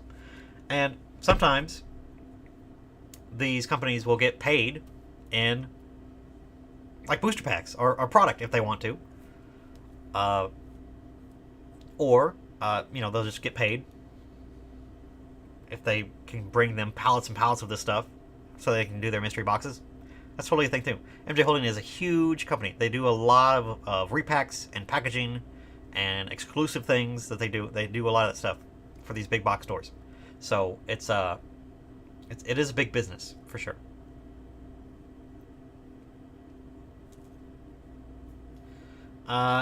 Grim Beats says, will we ever see a sort of Cardinal Pokemon mystery box? I'd love to see vintage bulk mixed in with modern packs in a mystery box from y'all. I will never. I'm not gonna say never. Let's reel it back a little bit. I do bulk lots currently on the website. I do. I do sell a lot of bulk on eBay and through Amazon and things like that. But as far as like packs, I don't want to like buy jungle boxes and put a bunch of jungle packs mixed in with a bunch of crap modern stuff and do stuff like that. I don't really want to. It's not a way I want to try to move things. And there's so many people that do it better, cheaper, faster than me. Danny Phantom, love Danny, has that type of stuff that he makes all the time. PokeRev has his packs that he does, and he's pretty much mastered that. So I think he's doing as good a job as anybody could ever do with that type of stuff. I wouldn't be able to compete with that. I have thought about, at least for in the store, I would like to do things like try to do like a rare pack where you only have like hollows or better in there and stuff like that. Kind of mix cool stuff like in there, but I think that's about as extreme as I would get. I don't want to do mystery packs or things like that. If I was going to do anything, I would probably just do breaks for people, or kind of like do like a mixed lot of packs in a break type of thing. I think that'd be cool and a good way to do that type of stuff. But yeah, as far as like doing like vintage stuff, no, I don't have any interest in that. It'd be very difficult to do.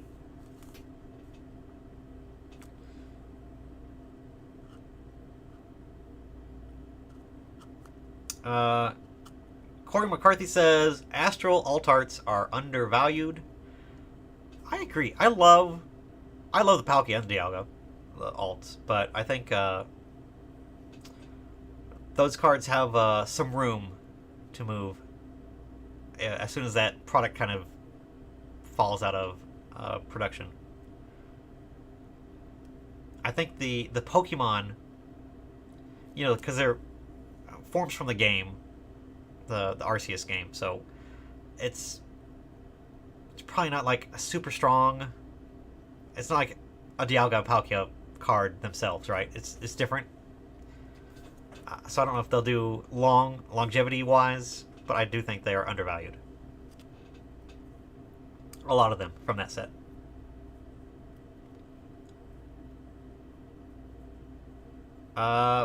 Bruce Buchanan says, Pokemon Japan has raised the prices on some special boxes. Think that is where the price increases will stay. I mean, the only way to try to dissuade people from just buying a bunch of your product is to raise prices. Yeah, so if they're raising prices on their end, makes sense. It doesn't make a lot of sense for Pokemon to be making the same, whatever it is, $35 per box when people are reselling that crap by, $120, $150. Of course, as a company, they would want a little piece of that too. So if they're creeping the prices up, it makes sense.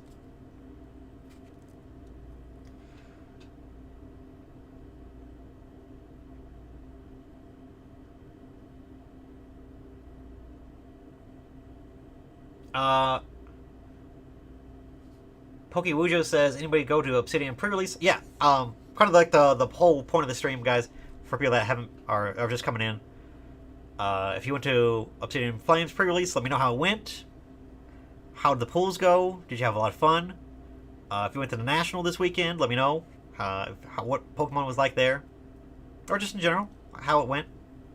If you went to MetaZoo's Flame Tower this weekend, did you win any money? Did you do a great job? Let me know. We're just hanging out. We're just talking.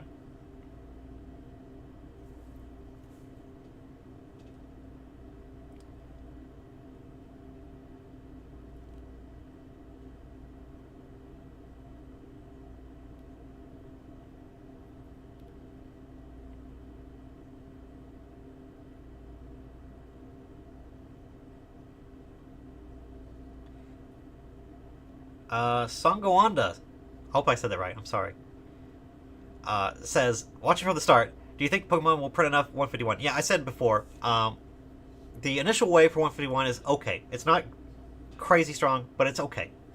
A lot of ETBs, a lot of UPCs, it's all good.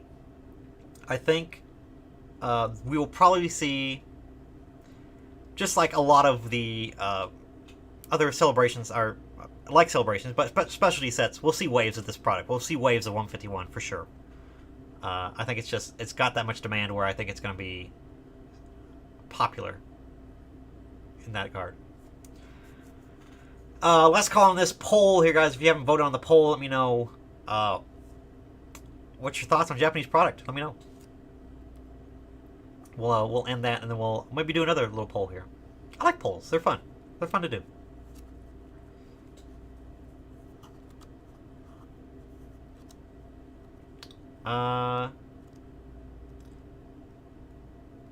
Daniel Lai, I'm sorry again. Correct me, please. I want to say your name correctly. But did Mason talk about the eBay listing with Mew UPC that was ready to ship? I did not see that. I've heard of it because I saw a picture of the breakdown of the inside of the UPC. Look, I'm not surprised that there's people that already have all this stuff. We've seen it before. I'm sure it's all out there already.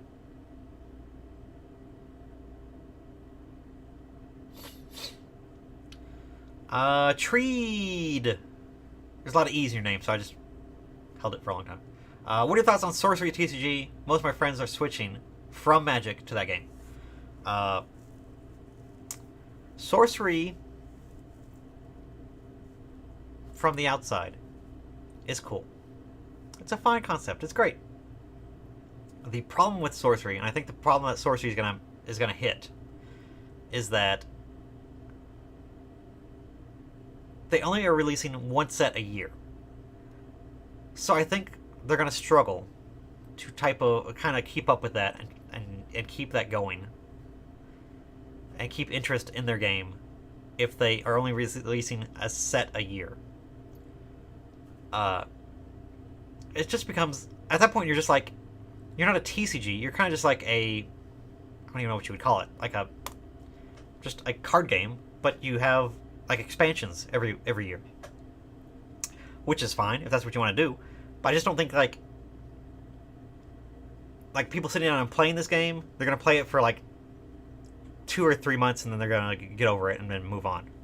So I think a lot of this stuff is probably overpriced. It's overhyped, and there has to be a constant renewing of interest in something to keep the ball rolling, right? I just don't think that they're going to be able to maintain it for a whole year before we get new stuff. I could be wrong. I don't know. I'm not entirely sure of all the fundamentals of it as well, or the details of it all. So if it's different, let me know. But I think that it's going to be hot out of the gates, and then people are just going to get over it and move on. Well, long before the next set or expansion or whatever you want to call it comes out. So we'll see.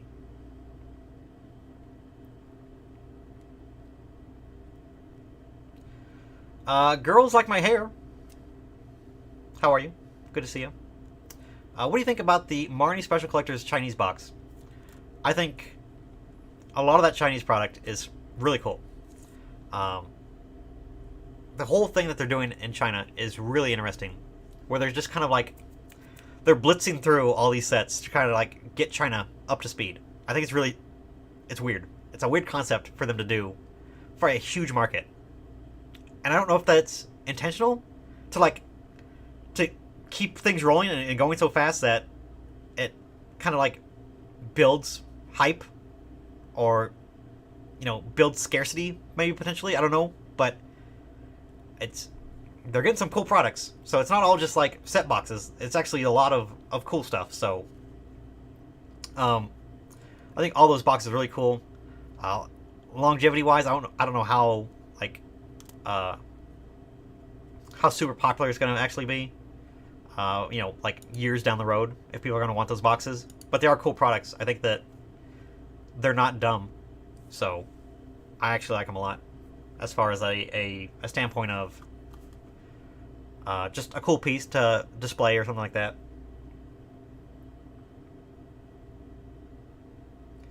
Chris says, thank you for answering my question earlier. Chris, you're welcome. Thanks for a thoughtful question.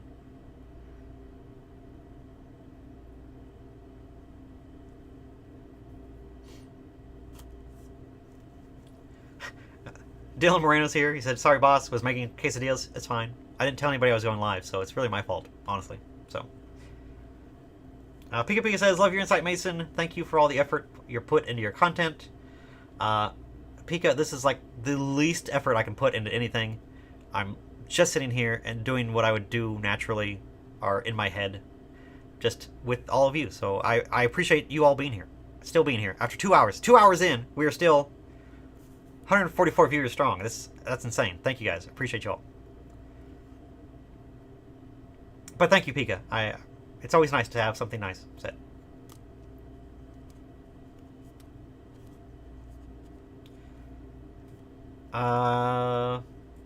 People talking about MetaZoo. Professor Kiko says MetaZoo is basically on life support. Okay. This is another thing I've talked about. There are TCGs that have existed for decades. Like, years and years and years. That aren't as big as Pokemon, aren't as big as Yu-Gi-Oh! I mean, not even as big as, like, Dragon Ball Super. But that game is a good example, probably. That you can have all these really cool IPs and kind of games that exist and release either quarterly or new sets every once in a while, and still be okay financially. Like, is it probably really rough to run a TCG? Probably. But I think of, like, Force of Will. Force of Will, the TCG, has been around for 10 years. They just have a 10th anniversary bundle that you can buy. I think it's for pre-order. It might be out already. I don't know. But a game like Force of Will, it's their 10th anniversary. They've been around for 10 years. Do you know anybody that plays Force of Will? Do you know anybody that collects Force of Will?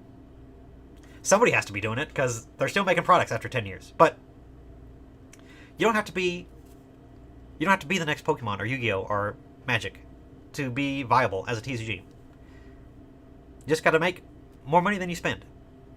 And as long as you have a community that is pretty regular in buying from you and pretty loyal and like your stuff, that's really all you need.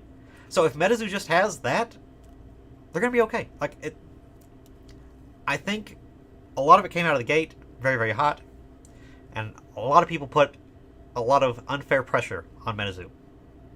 And I think if MetaZoo exists and just continues to do their thing, I think that they're going to be fine. And if they do build like an IP around it, where they have a cartoon or a video series or however big they want to go with it, all that stuff helps your brand succeed. So they could get some legs and grow into a good, big IP eventually.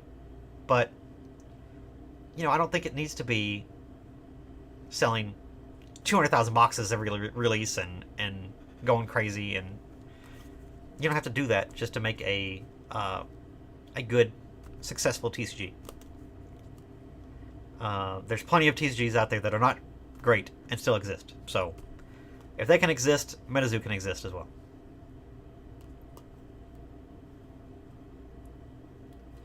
Open Mango says, is that the Rudy background, Mason? Yes, this is Rudy's. Yes, this is a backdrop from one of his videos. Not his backdrop. He has the real thing. This is fake. Yes, this is a green screen. Yes. Pokewojo again. How do you feel about the price rising or dropping for the Chase Charizard in Obsidian? And where do you think its future price will sit around? Oh, God. This is day one, Pokewojo. You're asking an impossible question. I think the highest rarity Charizard will probably still be... It might stick around 100. I don't know if all the other ones are going to be able to hang with that and be more expensive than that. I'm looking at like Iono, and Iono is like a very playable card, very meta-defining card. And for it to have slipped below $100, a ways down $100 at this point, I guess we'll see. What's a more pushing factor? A waifu with playability or a big red dinosaur that has wings and people really love? We'll see which one wins in that scenario.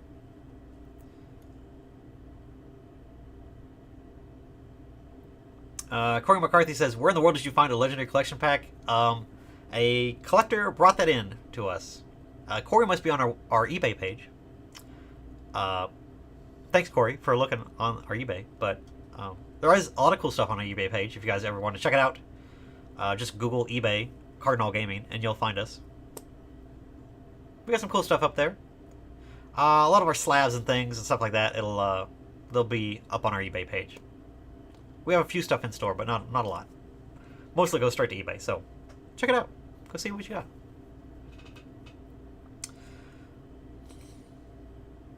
got. Fairy Sleepy. Hi, Fairy Sleepy. How are you? How long do you usually wait before you start selling leftover build and battle boxes?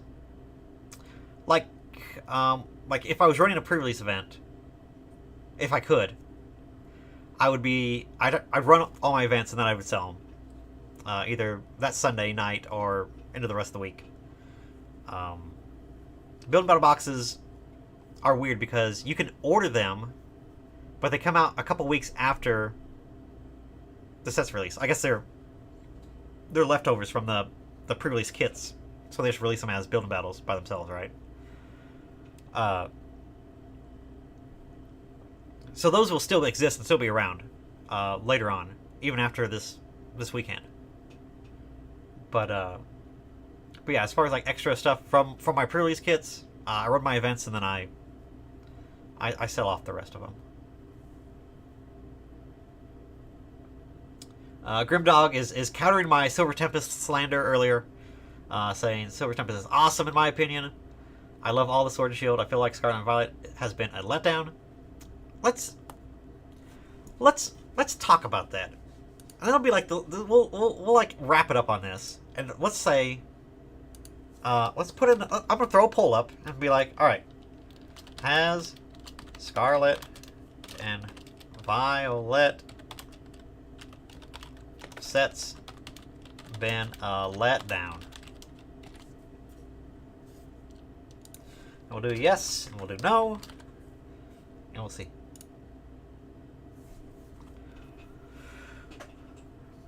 We'll see what you guys feel about that statement. Have they been a letdown? There's a lot that is said when that is a thing. We'll let the poll run, and then we'll come back to it. We'll see.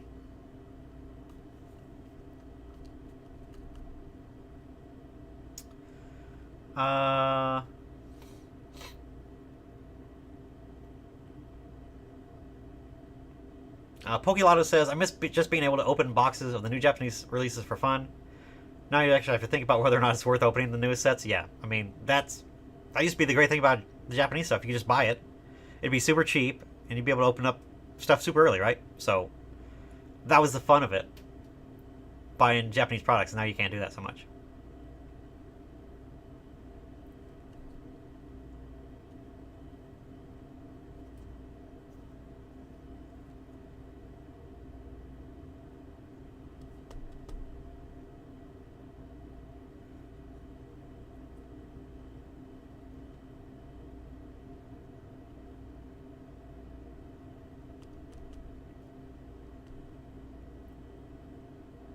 Kevin Clear says Lost Origins was peak.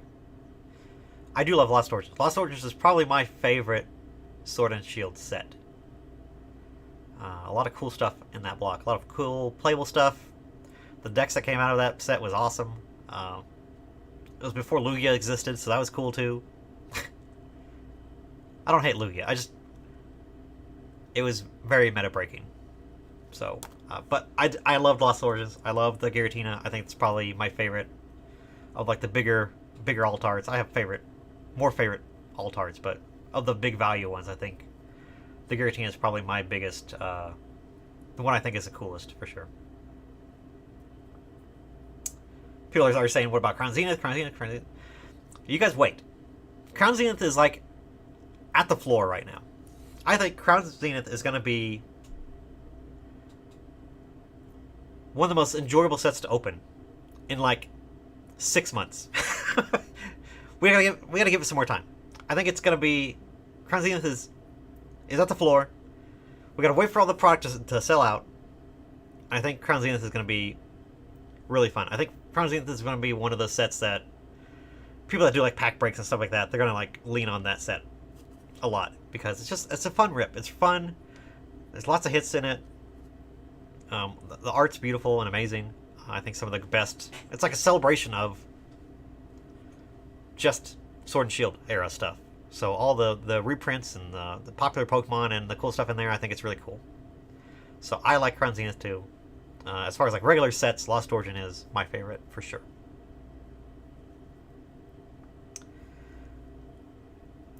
Ken A. L. says, did you see GameStop do buy one, get one, 50% off for $151 earlier?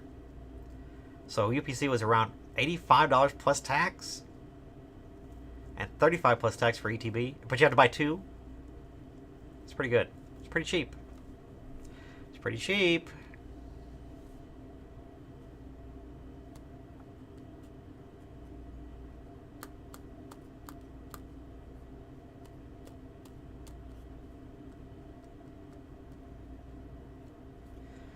Michael Duck says the first print run for Japanese 151 was garbage.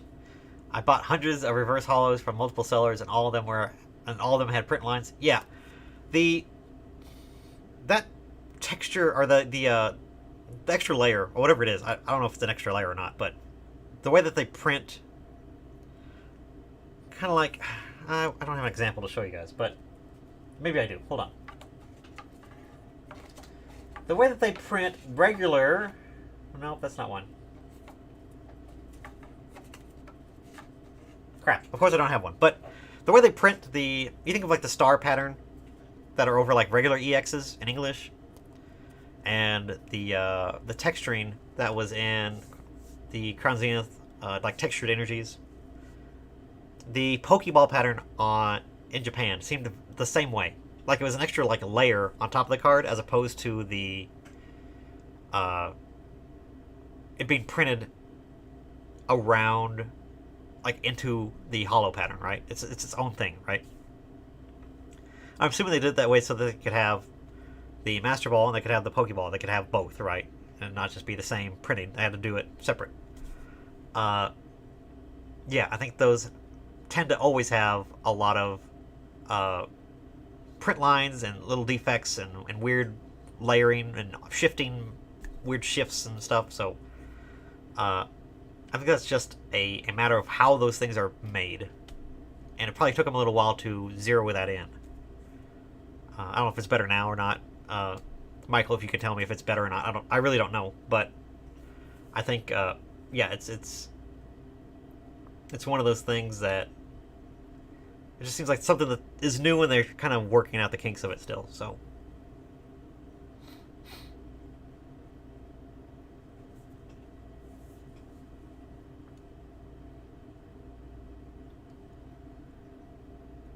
Biggie John, what's up, Biggie John? How are you? An all waifu riding Charizard secret rare set win. Waifu riding Zard and a secret alt art. You forgot shiny. Show shiny in there. We need a shiny waifu. Right, not a shiny waifu. Well, I mean, a waifu riding a shiny Zard as a secret art rare in a set. That's what we need.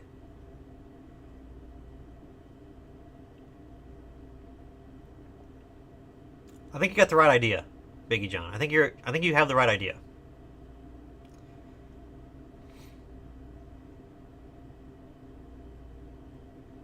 Oliver Marth, I think he was responding when I was talking about Japanese versus English. It's not overhyped because it's legit way higher quality than American. It's true.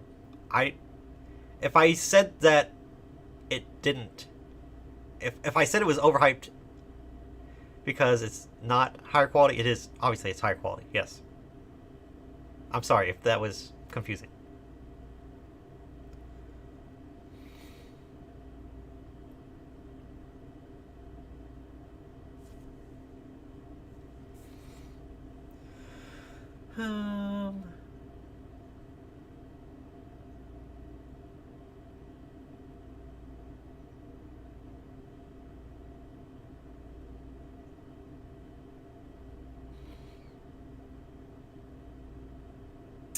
Nathan Martinez says, thoughts on other TCGs? Which ones, Nathan? I'll answer.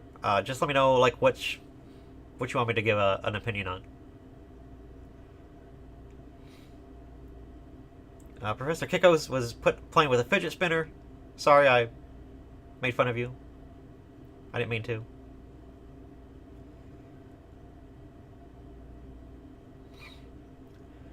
Fat Belly collects. If your background was Evolving Skies, how much money would it be worth?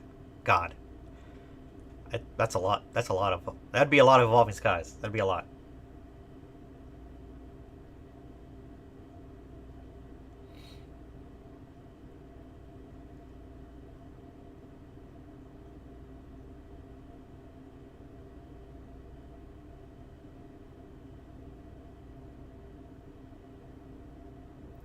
Neb524 says, hey Mason, don't give Pokemon ideas on reprints like Magic and Pokemon, or Magic and Yu-Gi-Oh. It'd be very difficult to go back to like e-reader and print stuff. It'd be, even if you wanted to go like, okay, let's make gold stars again.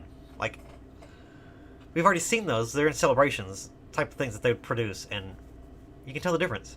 It's even if they had the same frame and same kind of stuff, I genuinely believe you'd be able to tell the difference if it was printed exactly the same.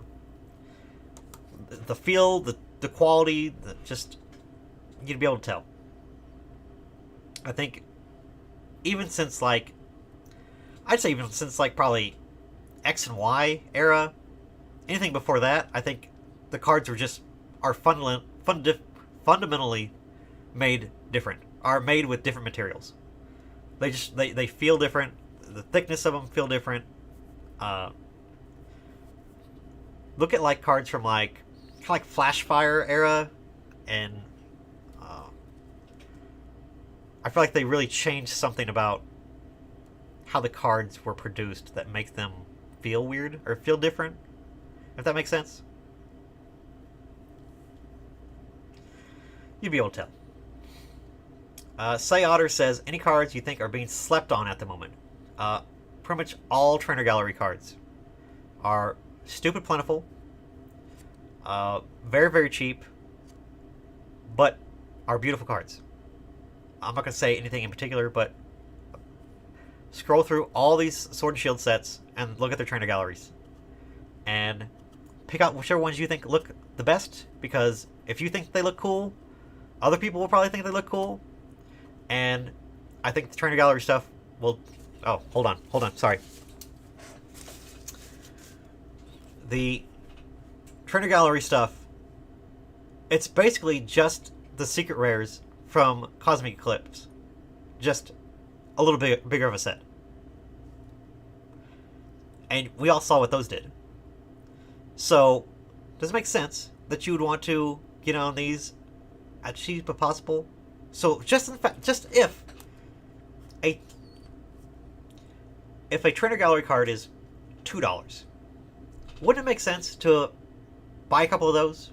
Maybe a couple dozen of those when there's thousands of them on the market, instead of waiting until they start creeping up in price when these sets all go out of print? I don't know. Does that make sense? If you want to get on some cards for super cheap and just like, hey, I really like this card, and it's like $2.50, I should probably buy a dozen. If it goes to $5, you win, right? Like who cares? It's not a ton of money.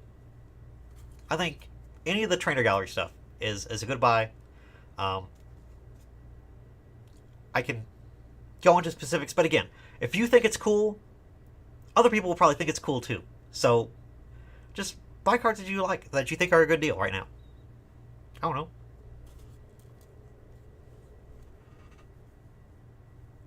Oh, I'm sorry. Hats. We're done with the hat. Okay.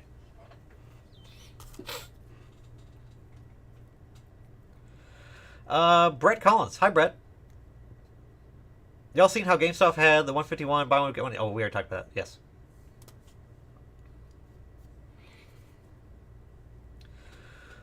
Wicked Card says Lorcana isn't even coming out in Australia until next year.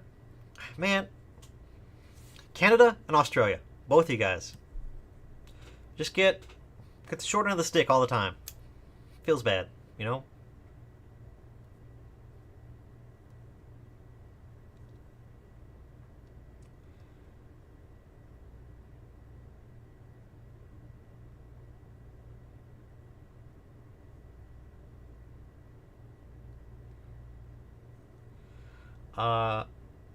I'm sorry.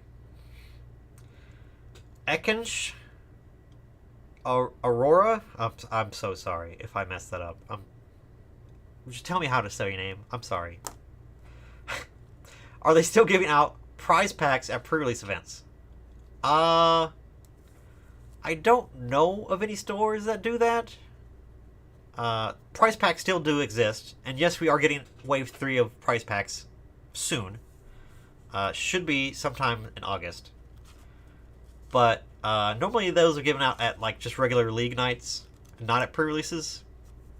Most of the time you just get extra packs of like Obsidian Flames or whatever when you go to a pre-release. So more than likely, if you go to a pre-release, they'll give out just more Obsidian Flames than they would a prize pack. I would say most stores probably have no more prize packs to give out. Like, I ran out of prize packs like 2 months ago. So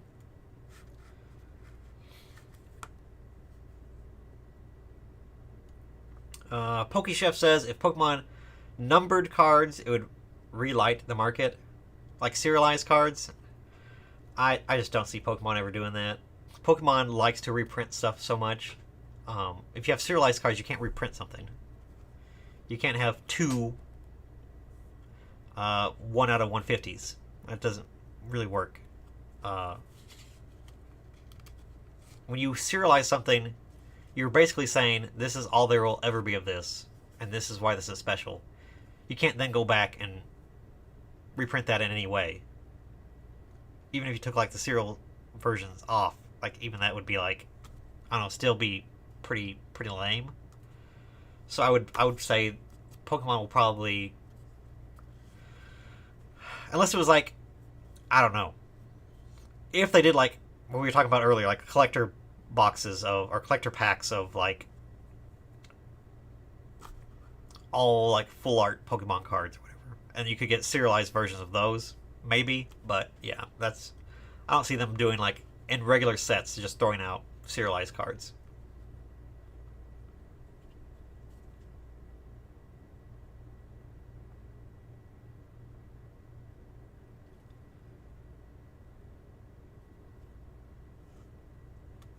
Pokeball says, Mason, what are your overall thoughts of Obsidian Flames now? Yeah, I mean, I've been sprinkling it in a little bit here and there. 4 Charizards, it's a lot. It's a lot of Charizards. That's a lot. That's a lot. It is a lot of pressure to put on a set to just hope that Charizard does what Charizard does.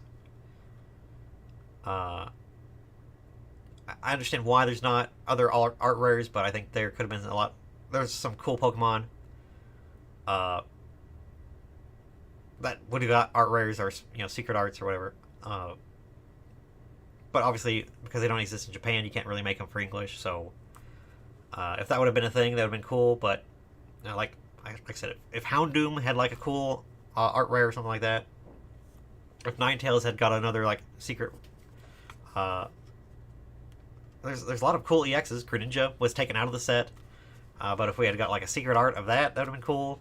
A lot of good Pokemon that would have, should have, could have been in the set are in the set that didn't get cool looking cards. I think it's kind of a bummer.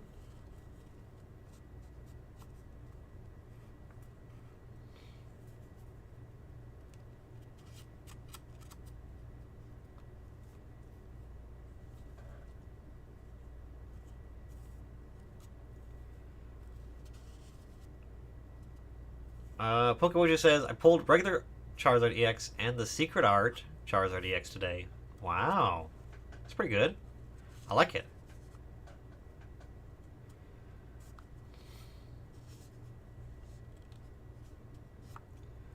Pokemon Wonder says, how do you see the future of your business? Will you move all online or stay through the... I don't know what this word is supposed to be. I'm sorry, Pokemon Wonder. Or stay through doing just brick and mortar. Yeah, brick and mortar is still a big part of our business. When I opened a game store, I wanted to host events and have people come and play and enjoy the games together and have a community around it, right? Nobody makes a game store to ship boxes around the country. Like, that's not really a dream scenario, right? I would love for it just to continue to be do brick and mortar and maybe more brick and mortar spots, but still have a good turnout or good business of selling online. Right now, we're supposed to be having some of our stuff go and integrate with like Shopify, which goes to our website and be able to sell stuff on our website, like actual like current stock, which I think would be really cool and would do a lot for our business, because we used to have that when we were back with Binder. What we had to do when we had to and opened a second store, we had to go to a different point of sale system and a more helpful point of sale system that kind of helps us buy things and be smarter about doing stuff like that. And it has like individual item numbers and stuff. Anyways, that's stuff you guys don't care about. But I would love to continue what we're doing, and then kind of build up the online part of our business more, or at least how it was.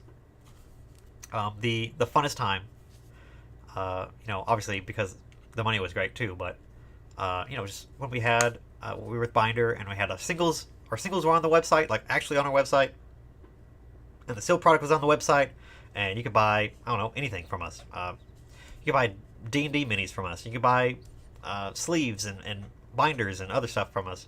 And we get a lot of cross traffic and people buying different other stuff just because they're buying Pokemon and stuff from us. That was cool. That was really fun.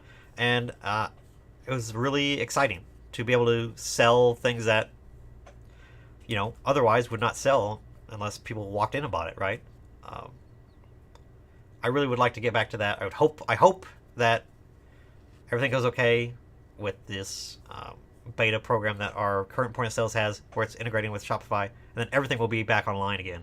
Like, that's the dream, right? But we'll see how well that works. But yeah, that's kind of our future is doing some more stuff on eBay, on Amazon, just keeping things moving. I like the bulk aspect of our store where it's at now and what we're able to do. I'd like to grow that more and keep using the Rokas orders to go through bulk and have that be like a good part of our business as well. That's all really boring and not really exciting, but that kind of grind and the type of that's where the real money is made, and not so much selling things online for after shipping and fees and all that crap you're making $2 or whatever, $5. That's not why I opened this business, to make next to nothing to sell 1,000 booster boxes on release, which is awesome, but would be me just making $2 a box or something. It wouldn't be worth it to me.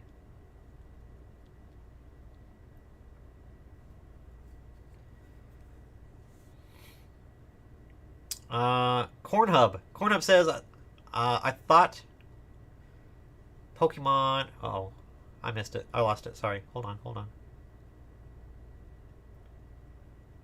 Man, I'm way behind. I'm sorry, guys. Jeez. Holy crap. Cornhub says, I thought Chinese boxes were printed in Japan. They are. Everything for Asian countries is made and printed in Japan. I don't think there's anything that Pokemon International sells or prints that goes into any Asian countries. I guess Pokemon Japan should be Pokemon Asia, really. But Treed says, thanks for answering my questions. Awesome content. Appreciate your work. I appreciate you. Thanks for hanging out and waiting for me to get to your question, because it took a while. We'll try to go a little faster.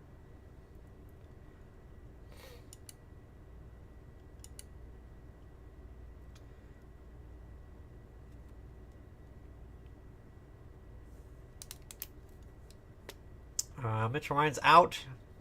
Thanks, Ryan. Or sorry, Mitchell. Thanks for hanging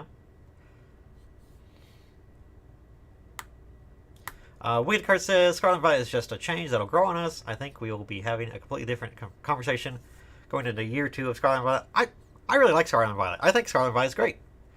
I think that cards being easier to pull is okay. And I think that if product is not opened as heavily, which, Obsidian Flames may very, very likely not be open in the same capacity. Who knows, right? If that type of stuff is not open as regularly and by as much and as many people, I think a lot of it is going to hold better value, right? That makes sense. That's basic supply and demand. A lot of people are saying, don't buy sealed products, just buy singles. A lot of people are kind of pushing that stuff, and what eventually that'll do is it'll just make singles more expensive, right? Which is fine. Well, if that's what it takes for these sets to have value, that's fine. Buy singles. I think buying singles is underrated. I think a lot of people spend a lot of money on buying and ripping packs, and they enjoy the gambling aspect of it. And that type of environment that we put ourselves in has really just degraded singles, the pricing for singles, and kind of just the hobby in general, I think, suffers for so many packs and products being opened. I'm not saying it's wrong or not correct or not the best way that Pokemon is making money, but just my opinion.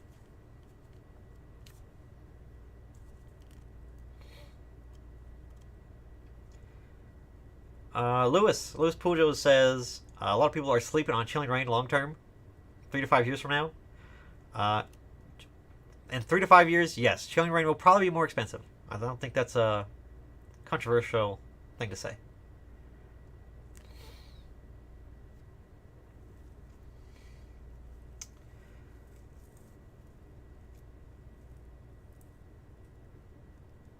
Chuck says, "What is this? Why are you not strolling through Japan?" I know. I normally have like music on the background and like me like doing like a 4K walkthrough of like Japan in the background, but I could have, but I'm just hanging out.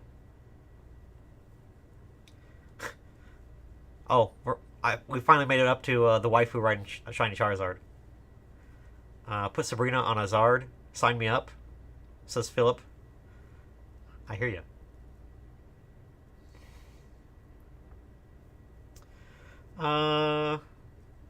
Again, trying to move through a little bit faster there, guys. But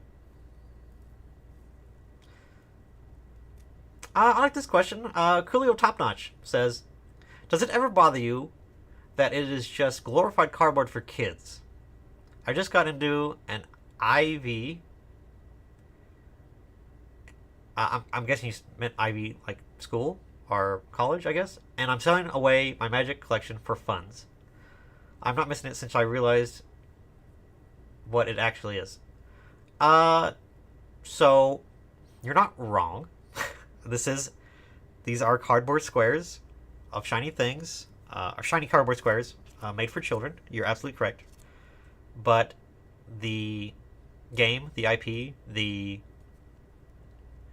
mentality behind collecting in general, and that it is something that you can do with your kids or families can do and enjoy together, and it's multi-generational, and that people want to buy and invest in things so that you could then maybe enjoy it with your kids, I think is not giving Magic as well potentially, but Pokemon, I would say for sure, not enough credit in that it's just a wholesome hobby that is just enjoyable, that you can do with, and anybody can enjoy.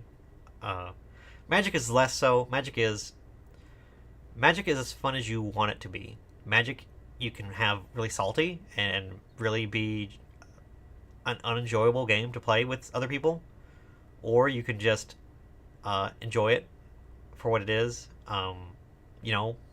Treat it like a game and not like a competition. And I think that you'll enjoy it a lot more and have a better outlook on it, I think, overall. People enjoy the competitive aspect of card games, obviously.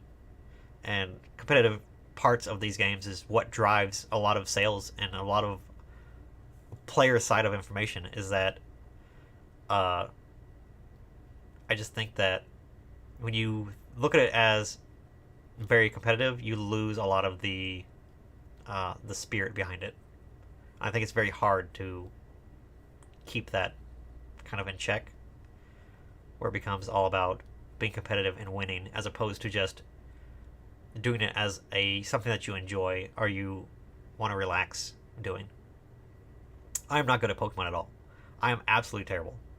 I lose a lot. Do I still play it because I enjoy it? Yes. Is it something that I have fond memories of and I think is a cool just thing to be a part of, no matter what it's doing, and it's just like just a wholesome, fun thing for people to like? Yes. And that is why I enjoy it so much. Magic is the same way. Magic is very important to a lot of people. It's a social game. It's just like if you had a poker night with people or old ladies down the street playing hearts or cribbage together. It's all just enjoyable. and it's a hobby that it is what you make it. If it is an outlet for you to pay for college, cool. Like that was a good move on your part, and the hobby aspect of and the collectability of aspect of those games is why you're able to do that.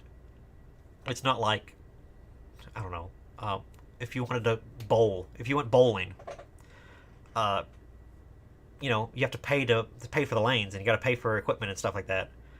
You can't go and turn around and sell all your equipment for bowling, or the lane fees that you paid, and get money back out of it, right? At least with Pokemon, it's enjoyable and it's fun. And it's something that you can get enjoyment out of, but the game pieces, in theory, is something that you enjoy and that you have fun with. And when you go to sell it, when you're done with the game or done enjoying it or move on or whatever, you get a little bit of money back out of it. That's the whole idea. So there's definitely worse things to do with your time. There's definitely worse things to glorify, I guess, than Magic and Pokemon and TCGs. I think it's, for the most part, it is a net gain for many people that enjoy it, and not so, I don't know, like you said, not so much an outlet for like status or anxiety. It's supposed to be a calming and enjoyable thing for people to play and get into. So I think that's an important aspect of it. And if that is not why you play these games or played those games in the first place, then maybe it is better that you're selling those products off.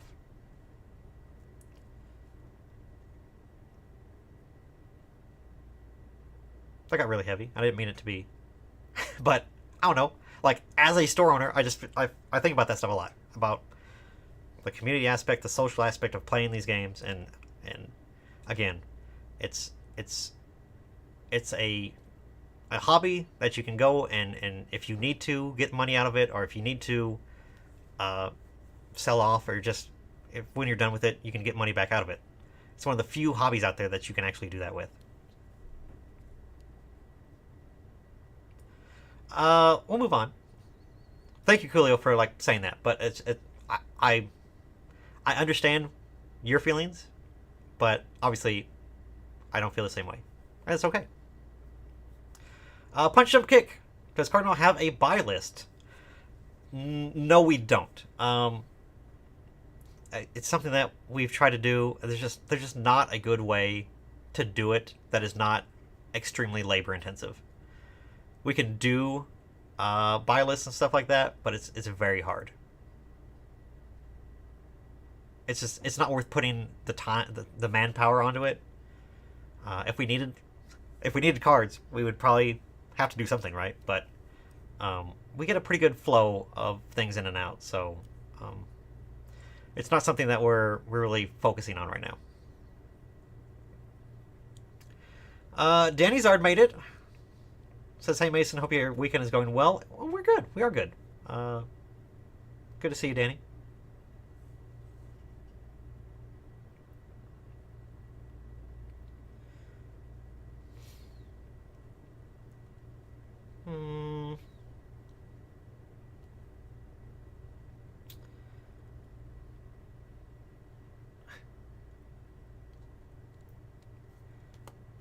Again, there's things I could comment on, but I'm trying to get to the bottom a little bit more, so I'm up to speed a little bit.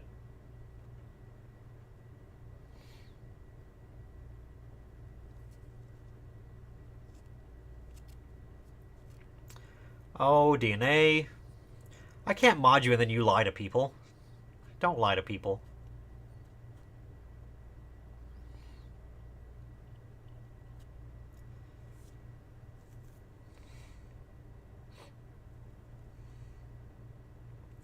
Casey, I'll read this from Casey. At first, getting into the collecting aspect, I was so overwhelmed with the quick releases and sets, but now I understand the ebb and flow of pricing it as the new sets release. Just have to pick the right time. Yes. See? And it is difficult. It is kind of a put-off when a new set drops and people are excited to get it and they buy it right, and then they, the singles fall in price, or maybe they bought them right when they released and then they drop like they always do, right? People that have been around know that, but new people coming in, it can be kind of a feel bad when prices just crash like that. I think it is overwhelming for a lot of people.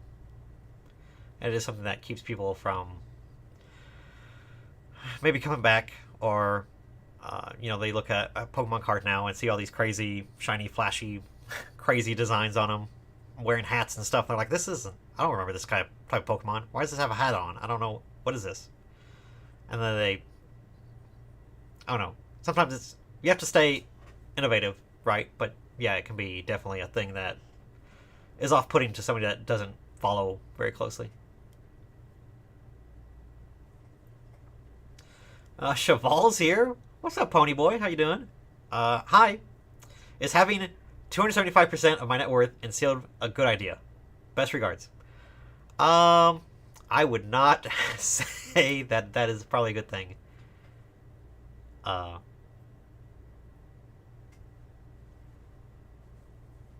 maybe it is. Heck, I don't know. Your net worth? I don't know.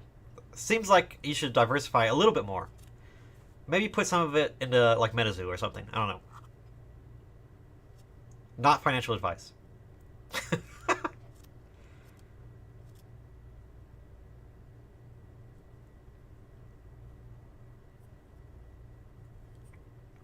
Casey says, we all know you opened the business to get all the ladies. Look. The hobby has definitely changed to where there's definitely more women. In TCGs in general, right? But just all in all, like, there's a lot of women in the hobby, and that's great. I think that's awesome. But Pokemon especially has always been more, not gender neutral is not the right thing to say, but like gender inclusive, or just inclusive, I guess, in general, of both men and women. It's for everybody. Magic has done a lot, but still mostly guys, right? I mean, for the most part. We do a lot of like D&D and role playing stuff, and all that stuff is getting to where it's kind of more 50-50 with male versus female. So things are changing. It's exciting. Everybody gets to play together now, and it's cool. Nobody should be left out. Cornhub says, "Are you able to tell us where your price per booster box is from distribution?" Yeah, I don't mind telling you. Most on release for Pokemon is $96.50. Is a booster box from distribution. Then there is normally like a 1% handling fee, and then it'll either be free shipping or it'll be like a $5 per box shipping kind of thing. So you kind of gotta just add a couple of dollars here and there as far as like your all-in costs. But there's no taxes because we're business to business. So yeah, it's I would say after all the fees and everything, shipping it, if you have to factor it or not, we're all in about $98 is about what from a booster box paying for it, and it gets to my hand. That's how much we're looking at. So.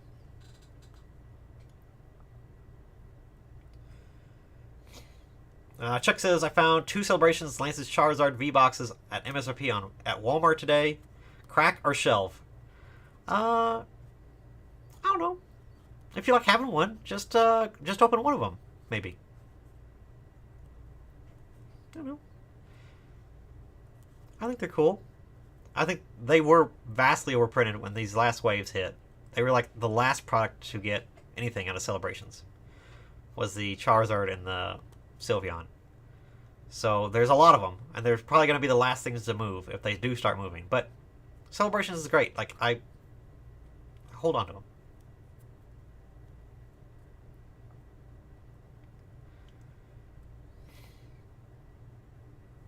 Now see here. Yoko B. Loco says, my wife and I play Magic almost every night. That's cool. That's awesome. And it's great because you think of it like a lot of people play poker, or, whatever around the house, or again, go bowling, go to movies, go to play board games, whatever. Um, TCGs are great because they refresh themselves every once in a while. And if you want to, you can go out and play in like tournaments and things, or you can play around the house. That's perfectly valid too. But a lot of people, just enjoy the changing. Just every couple of months or so, you get something new, and you can build something new or different, or change just a few cards in your deck if you want to. It's nice in that you kind of have control over that.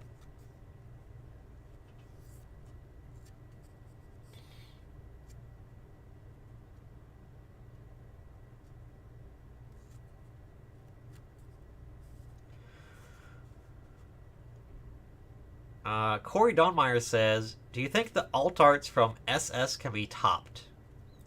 SS. What is SS? Am I stupid? What does SS mean? Are you just mean Sword and Shield?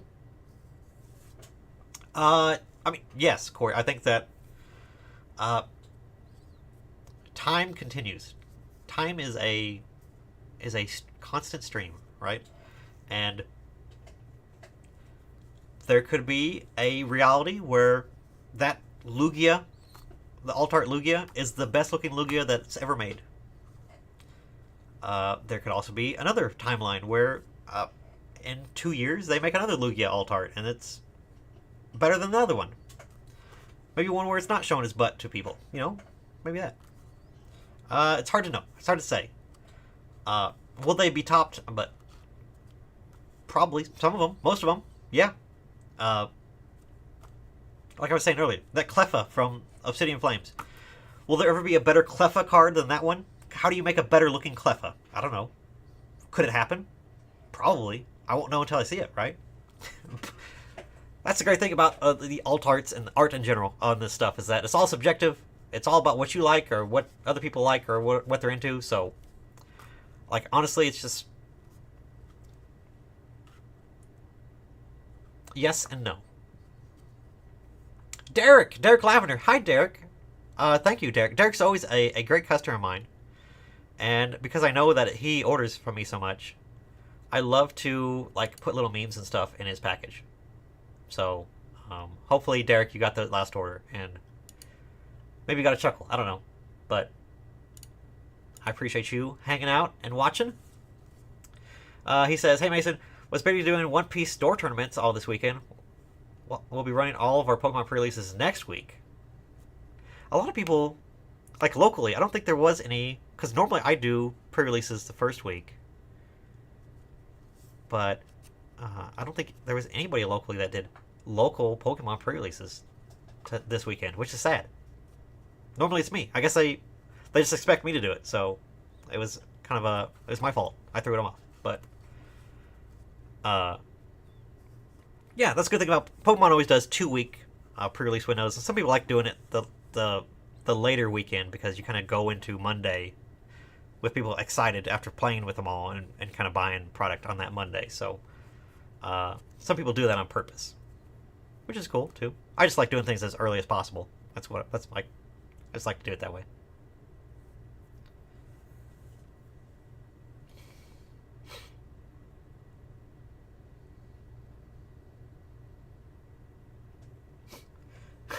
Cornup says, "Did you play Neopets in your day?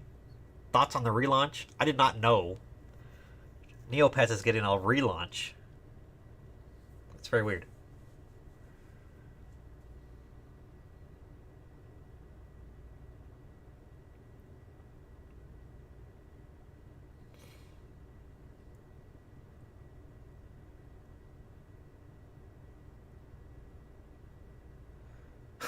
Cardboard HD says he's back. Had to make a video about Whatnot. Can't imagine what that could be about. What were we talking about? Oh, we're just talking about... I'm about to probably wrap up here, guys. Not for too long, but... talk about anything. Throw it out there. I'll talk about it. I think I'm pretty close to the bottom of the chat, so... if you guys have any questions or anything, throw them out there. I should be able to see them. So $5.70 for a case of Paldea build bottles or booster boxes is a great deal. Yes.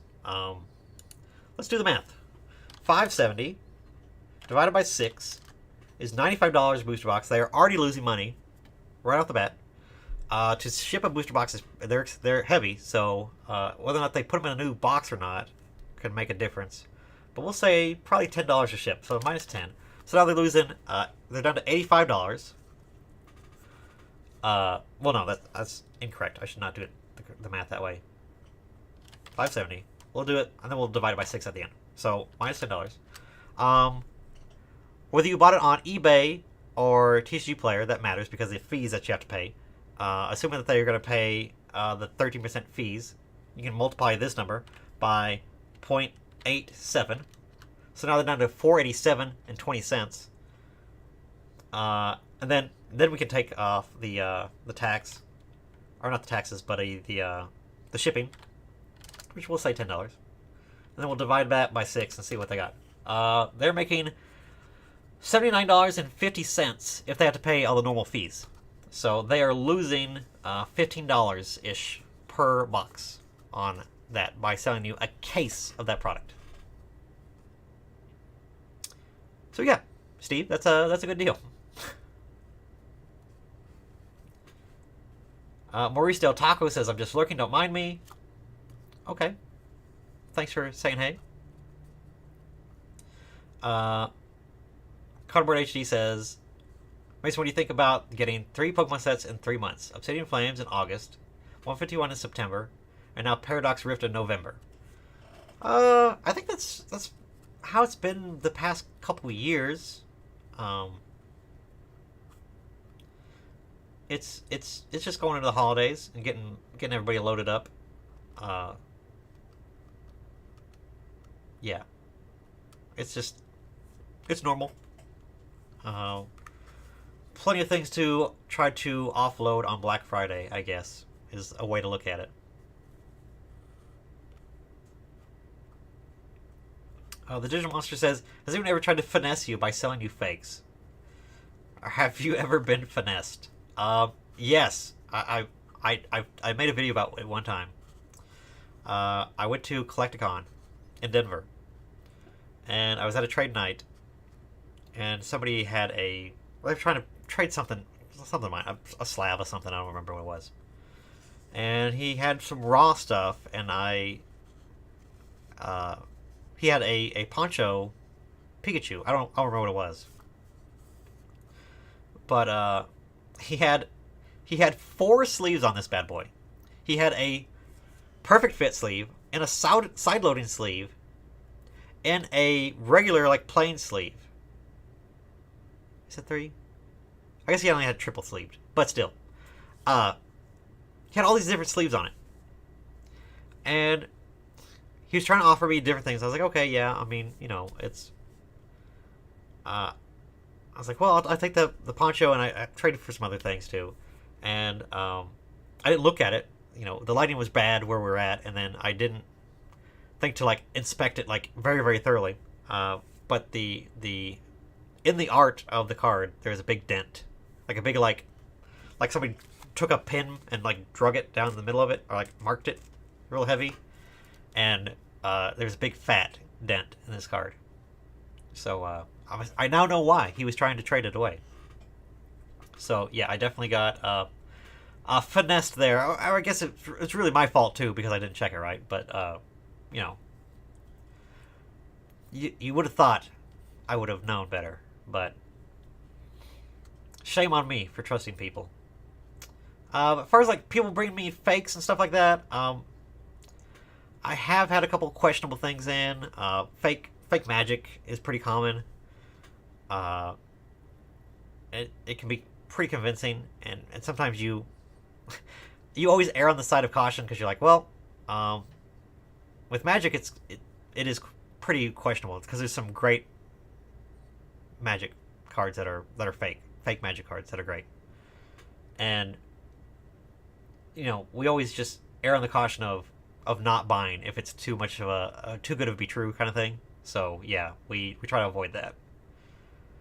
But I don't think a lot of the time people bring stuff that are fake and they're not trying to get one over. I don't think necessarily. I just think They just don't know it's fake, or whatever. Kids bring in binders and it's full of fake cards all the time, and I gotta tell them, like, man, I gotta tell this kid that all this stuff is fake. Most of the time I just say, you should just keep these. Is what I tell them. But stuff like that. Nothing like crazy, like nothing crazy other than that type of stuff. Sure Guy says, do you hold on to any sealed products of any sets, or do you try to move product as soon as possible? Yes. I am in the business of selling things. I'm not in the business of holding things.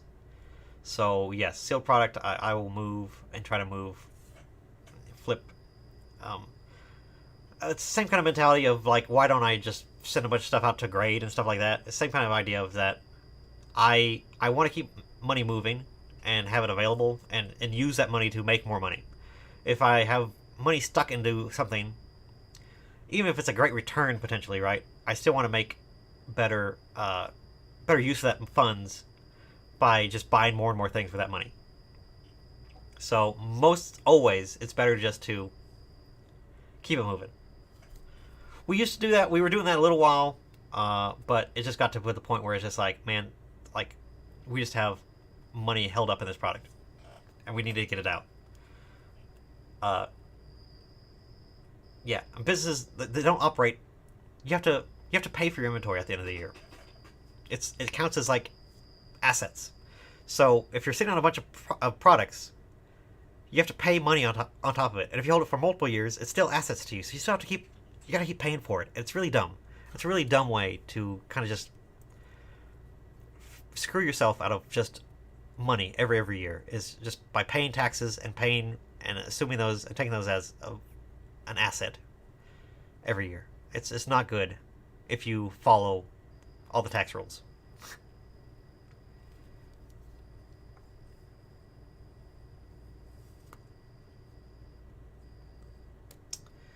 Chess King's interesting one here.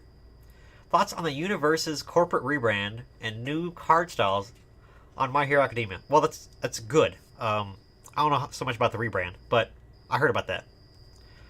And I think they're doing the right things. They're listening. They're adjusting. They're making some changes, which is good because the My Hero game is not doing well. I have taken things off of our shelves to make room for other stuff of their game. So, plus My Hero in general kind of had a falling out. It kind of fell off a lot. So the property, the IP in general, is just not as strong as what it used to be. So hopefully they're, doing custom art and doing new arts and stuff like that. So hopefully they're doing that and making it better and trying to really improve how the cards look and make it unique art and a reason for a person to collect their stuff as opposed to just like stills and stuff from the anime. Hopefully they do better about that. Joshua Thompson says, just want to say thanks for all the info. Love your channel. Dude, Joshua, thank you. I appreciate that. Andrew M, just tuning in, so apologies if you're already talked about this, but are you worried about 151 allocations? Are you worried that 151 allocations will be pretty thin? I've seen the booster bundle numbers, and they seem low. Yes, booster bundles are always low. We always never get enough of those. I love booster bundles. I think they're great products. Even for like standard sets, I love selling them. But we don't get enough of them. And this set is no different. There's more booster bundles than typical, but still not enough. I'd love to just have a ton of them all the time. So, but overall, I think 151's numbers are okay. UPCs was pretty strong. ETB wise, I think it's really not too bad. So, all in all, I think it's pretty good.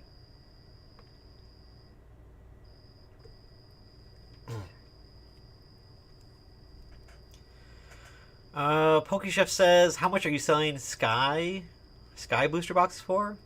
Like Evolving Skies? I don't have Evolving Skies booster boxes. I have a couple packs, but I don't have any booster boxes. Yoko Bielka says, that's amazing that you actually get to all of your questions. I can totally understand why you skip a few.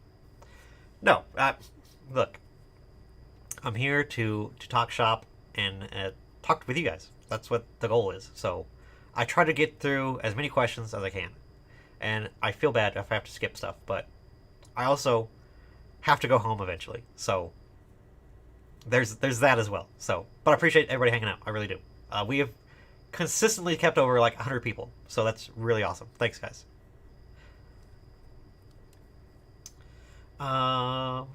Andy on Guam just giving me a bunch of fall stuff. That's cool. Thanks, Andy. Good to see you. Full Moon Games. Has Pokemon fixed your past players for your league yet? We also are having that issue. Yeah, Full Moon.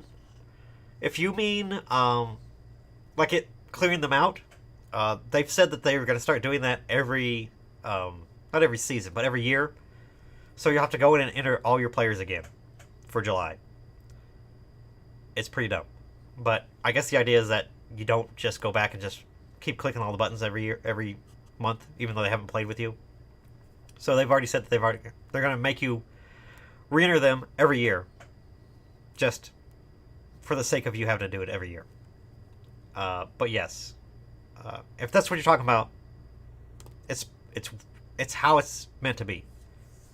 If you're talking about other things, please elaborate. And if you're having issues beyond that, I could try to get you a contact to talk to. I've talked to a lot of people here recently about trying to get things fixed. I haven't got things fixed, but I at least have people that are going to answer and respond to me when I talk to them. So that's good. But if you do need help for that, let me know. Send me an email or find me on Instagram or whatever. Reach out. Yoko B. Loco says, Magic counterfeits are better quality than the real stuff. Actually, factually, yes. The counterfeits have to throttle the quality back a bit. Yes. Dan's in here. What's up, Dan? He's here running a marathon. I hop in his tax stock. Yes. You were probably dead asleep, and you heard me in the deep recesses of your brain talking about taxes, and you're like, oh, I gotta get up. I gotta talk to Mason about it. But no, appreciate you, Dan. Good to see you. Webhead has got a good question. Do credit cards for businesses set you up with crazy reward points for buying so much inventory? Yes. Normally we just put them back into just the cashback thing or put it towards the balance or whatever. But yes, we do rack up a lot of points. So much.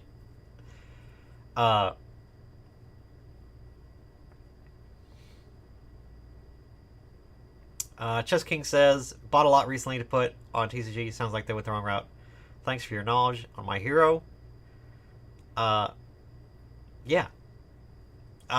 Yeah, I wish I had players that played it or had people that were interested in playing it more. I'd love to try to help the game out. And if there's people playing it, get back into it or enjoy it. But the players are just not there, unfortunately.